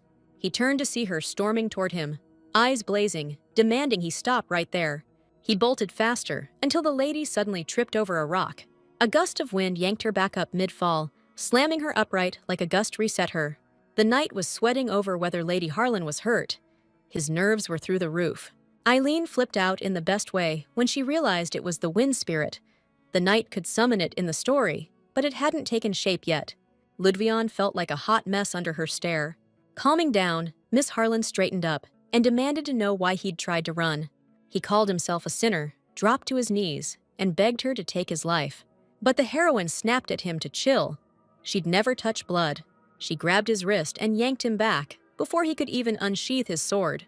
Then she blushed hard and warned, if he even tried to pull that sword out, she'd really lose it. Ludvion averted his eyes while the knight's face burned redder every second. Regaining her composure, Eileen fist-pumped and told him he'd nailed it. Summoning the spirit was wild as hell. The lady pointed out he protected her back then, and if he's really sorry, he should keep protecting her. Spotting the falling leaves, the girl realized autumn had just arrived. Remembering her lover's birthday was only a week away, Miss got super excited. After that, Lady Harlan rushed off to the capital, heading to Nike Street to pick out a gift. For their first gift, they decided on something practical, like a pen or a tie. Hearing this, the knight suggested heading to the nearby accessory store. But just their luck, the manager came out, rang a bell, and announced the event was over for anyone without a pre-registered number. Aylin wanted to go into a popular shop with a crowd of people, only to realize it was her own store. The girl suggested popping into the store that had just closed for a second. The guy noticed the approaching couple and said tickets were all sold out for the day. Approaching him, the lady said she knew about the tickets, but admitted she really loved chocolate pies. The employee immediately recognized her as the manager, but the knight had no clue what was going on. Stepping inside, they found a shop that was fancy and well-designed. In a special dish, after a whole shift, only the bottom of the chocolate pie remained. The heroine loved how everything was set up here, and the fact that it was all top-notch. The knight double-checked if the shop was really hers, and she confirmed it right away, though she also said she'd never been here before. After getting her fill of looking around and seeing everything was going smoothly, Eileen was about to keep working when she heard a familiar voice. It was Jayana Endres, the novel's first villainess. Miss Eileen got curious about why she was here. The main character remembered she'd won her at the Elogi Festival, so she figured Jayana probably didn't want to see her. Miss Endres accused Lady Craft of cutting in line. Needling Lady Craft, she mocked Jayana's over-the-top reaction over a single dessert. One of the workers rushed over to stop the fight. She was also shocked and couldn't believe 2 tickets could look the same. After getting them and checking, the worker couldn't believe it. But Lady Eileen cut in, asking to inspect the tickets herself. Craft instantly snapped and demanded why they were getting involved. Facing that negativity, the main character pulled down her hood and said she was the shop's manager. The women were confused, but Eileen told them not to waste her time and to hand over the tickets fast. After looking, Harlan pointed out the one that didn't come from her store. Craft swore they were the same, but it turned out the paper was printed with a special trick. When held to the light, the unique stamp shows through. To cover up, the lady claimed the shopkeeper gave it to her. Eileen smiled calmly and said they could quickly check Lady Craft's lies with the security cameras. Harlan explained the cameras are set up at the entrance for store security. Craft fumed, spun around, and declared she'd never set foot here again. Eileen spotted the woman leaving with a chocolate pie and called out, "You can walk out like that, but you're banned from my store for good." Meanwhile, the main character's maid was right at the entrance, rushing in. She reported to Emma, who was still in the warehouse, that the customers had gotten into a fight. Eileen asked her to sprinkle some salt here too to clear out the bad vibes. The main character grabbed a chocolate pie and handed it to Miss Endres. Lady Endres was about to let the guest go, since she wanted to return the favor someday, but Eileen had an idea and decided to ask for help right now. Harlan then announced a shopping trip with Jayana. Looking at the accessories, Jayana realized both were stunning. Noticing Eileen's hesitation and excitement, Jayana guessed she was looking for a gift for the Duke. Hearing they were all beautiful, but none perfect, Lady Endres sighed. Then she pointed and said something like, "That would do for a gift." The main character was taken aback by such an unconventional pick, cufflinks. But when she looked closer, the rubies on them shimmered, and Eileen instantly knew they'd look amazing on her boyfriend. Jayana nodded and said they'd pair well with another accessory. Turns out it was a matching stunning brooch. Different items, same design. The main character thanked Miss Endres for helping her choose. It wasn't too tough for her. She had 3 older brothers. Thinking they were done, Jayana turned to leave, but Eileen caught her wrist. Harlan asked if she liked Duke Vladis. The main character explained she asked, because she wanted to be friends with her. Jayana instantly bristled. She was terrified of her parents. Eileen said in their day, just growing up and staying out of trouble was thanks enough for their parents. Flustered, Miss Endress finally agreed to be Eileen's friend. The main character beamed. She loved making friends. To celebrate their new friendship, they were about to hit the shops when a voice cut through from behind. A guy on a white horse appeared, his stare cold and dismissive. By his eye color, Elaine instantly recognized him. He was the heir prince Valentine, standing right in front of her. Their resemblance to Empress Vicina was so uncanny, you couldn't help but notice. Though he was a pain in the butt because of his status, they still had to keep up appearances. The prince was surprised the two ladies were friends, but Elaine quickly clarified they weren't. She'd only accidentally stained Lady Ainger's dress and planned to make it up to her. After a quick exchange, the girls got the message. Jayana asked for permission to leave. As she left, Miss Endress warned her friend to be extra careful, knowing that even a little delay with the prince would start rumors. Harlan wanted out fast, but he announced he was about to explain how to break the Kashar curse. Seeing her interest, the heir prince decided to start by changing locations. Elaine felt awkward about him having a private room in the shop. Ludvina wasn't allowed in, so he just stood guard at the door. The main character just wanted to listen and get out of there fast. The heir prince asked if she knew Kashar's illness was actually a curse. Even the emperor didn't know the duke's madness came from the empress's curse. He claims he knows the way out, but won't spill it unless Miss starts dating him. Full of himself, he also said not to worry about his mom. If she finds out Aylin's with him, the empress will forgive the girl's early rudeness. The heir prince confidently declared it might seem like his mom's got a hard heart, but really, she's got a soft spot inside. Realizing and understanding his stupidity and ego, the lady thought to herself, this guy's nuts. Not only was Valenti sure she'd start dating him, he even offered to apologize to his mom, who tried to kill her. Even if there was another way besides using the main character's power, she wasn't buying into this nonsense anymore. After that, the lady, about to leave, said she'd reject the offer and pretend they never had this chat.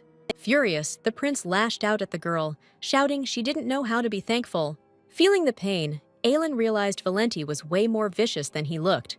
He was dead sure he was right, and the rejection was just because she chatted with a freaking monster. The prince couldn't wrap his head around how the main character dared reject his help and wanted to punish her himself. But their showdown was cut short by a sudden knock on his room, something that really got Valenti's goat. Miss Andes stormed into the room, even though the servants tried to block her. Aylin realized help was finally here, but she couldn't utter a single word. After a quick plan, the friend declared the compensation was too low and asked for a check. Looking at the floor, the protagonist immediately recognized Jayana's bracelets. Smashing the bracelet, she accused Miss of trying to make up for her rudeness with some trinket. Also declared that Eileen had no shame or conscience, exactly as people said about her. Getting into character, Harlan asked how she'd offended Lady Endress so badly that they just wouldn't let her go. But she insisted she had every right to demand compensation for the rudeness. Seeing the conflict, the heir prince fumed at how the girls were acting in front of him. Miss Endress apologized for Eileen's outburst and vowed to take responsibility for etiquette lessons. Upset and angry, Valentin said it was time to go and that they'd leave together right now. The friends shot each other angry glances to keep up their act. As the prince walked away, the girls kept bickering non-stop. Right then, Eileen heard a cheerful, familiar voice. Turning around, the protagonist spotted a blonde guy by a white horse. Their eyes met, and for a heartbeat, calm settled in Eileen's chest. She couldn't believe Kashar was there.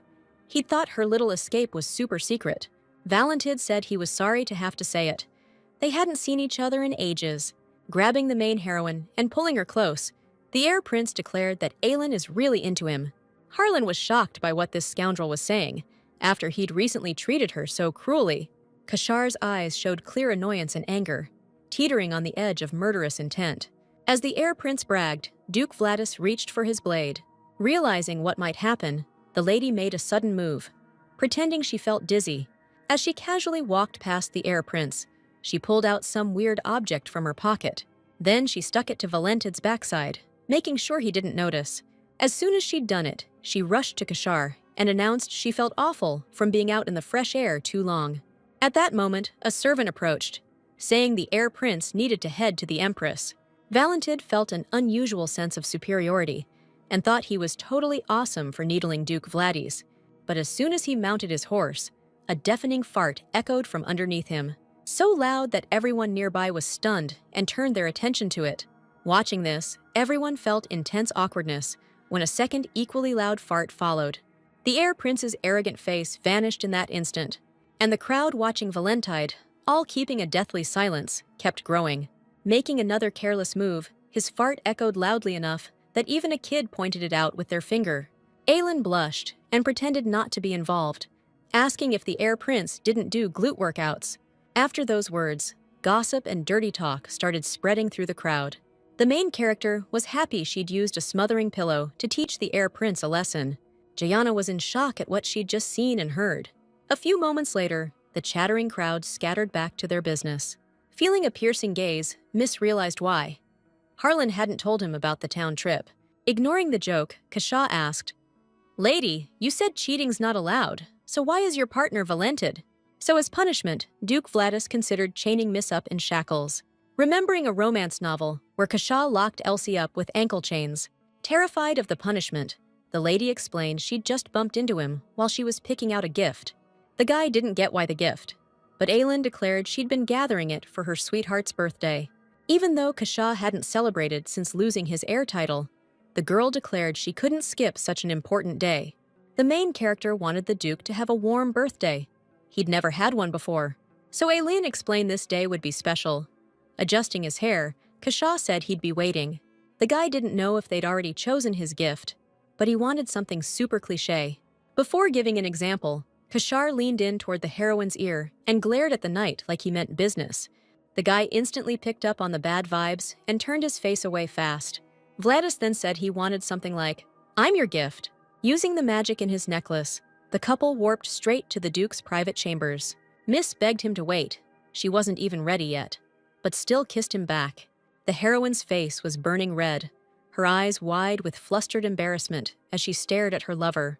Kashar, standing right in front of Eileen, demanded he get his gift early. Harlan loved him, so she just wrapped her arms around the Duke in a soft hug. No words needed. Then she kissed the guy of her dreams like there was no tomorrow. The Duke's room stayed soaked in romance and love all night long. A beautiful, sunny autumn morning rolled in, light breeze tugging at the curtains. This time, the heroine didn't rush to slip out of Kashar's room quietly. The couple soaked up the sweet moment, perfectly in sync and totally relaxed. She couldn't believe it.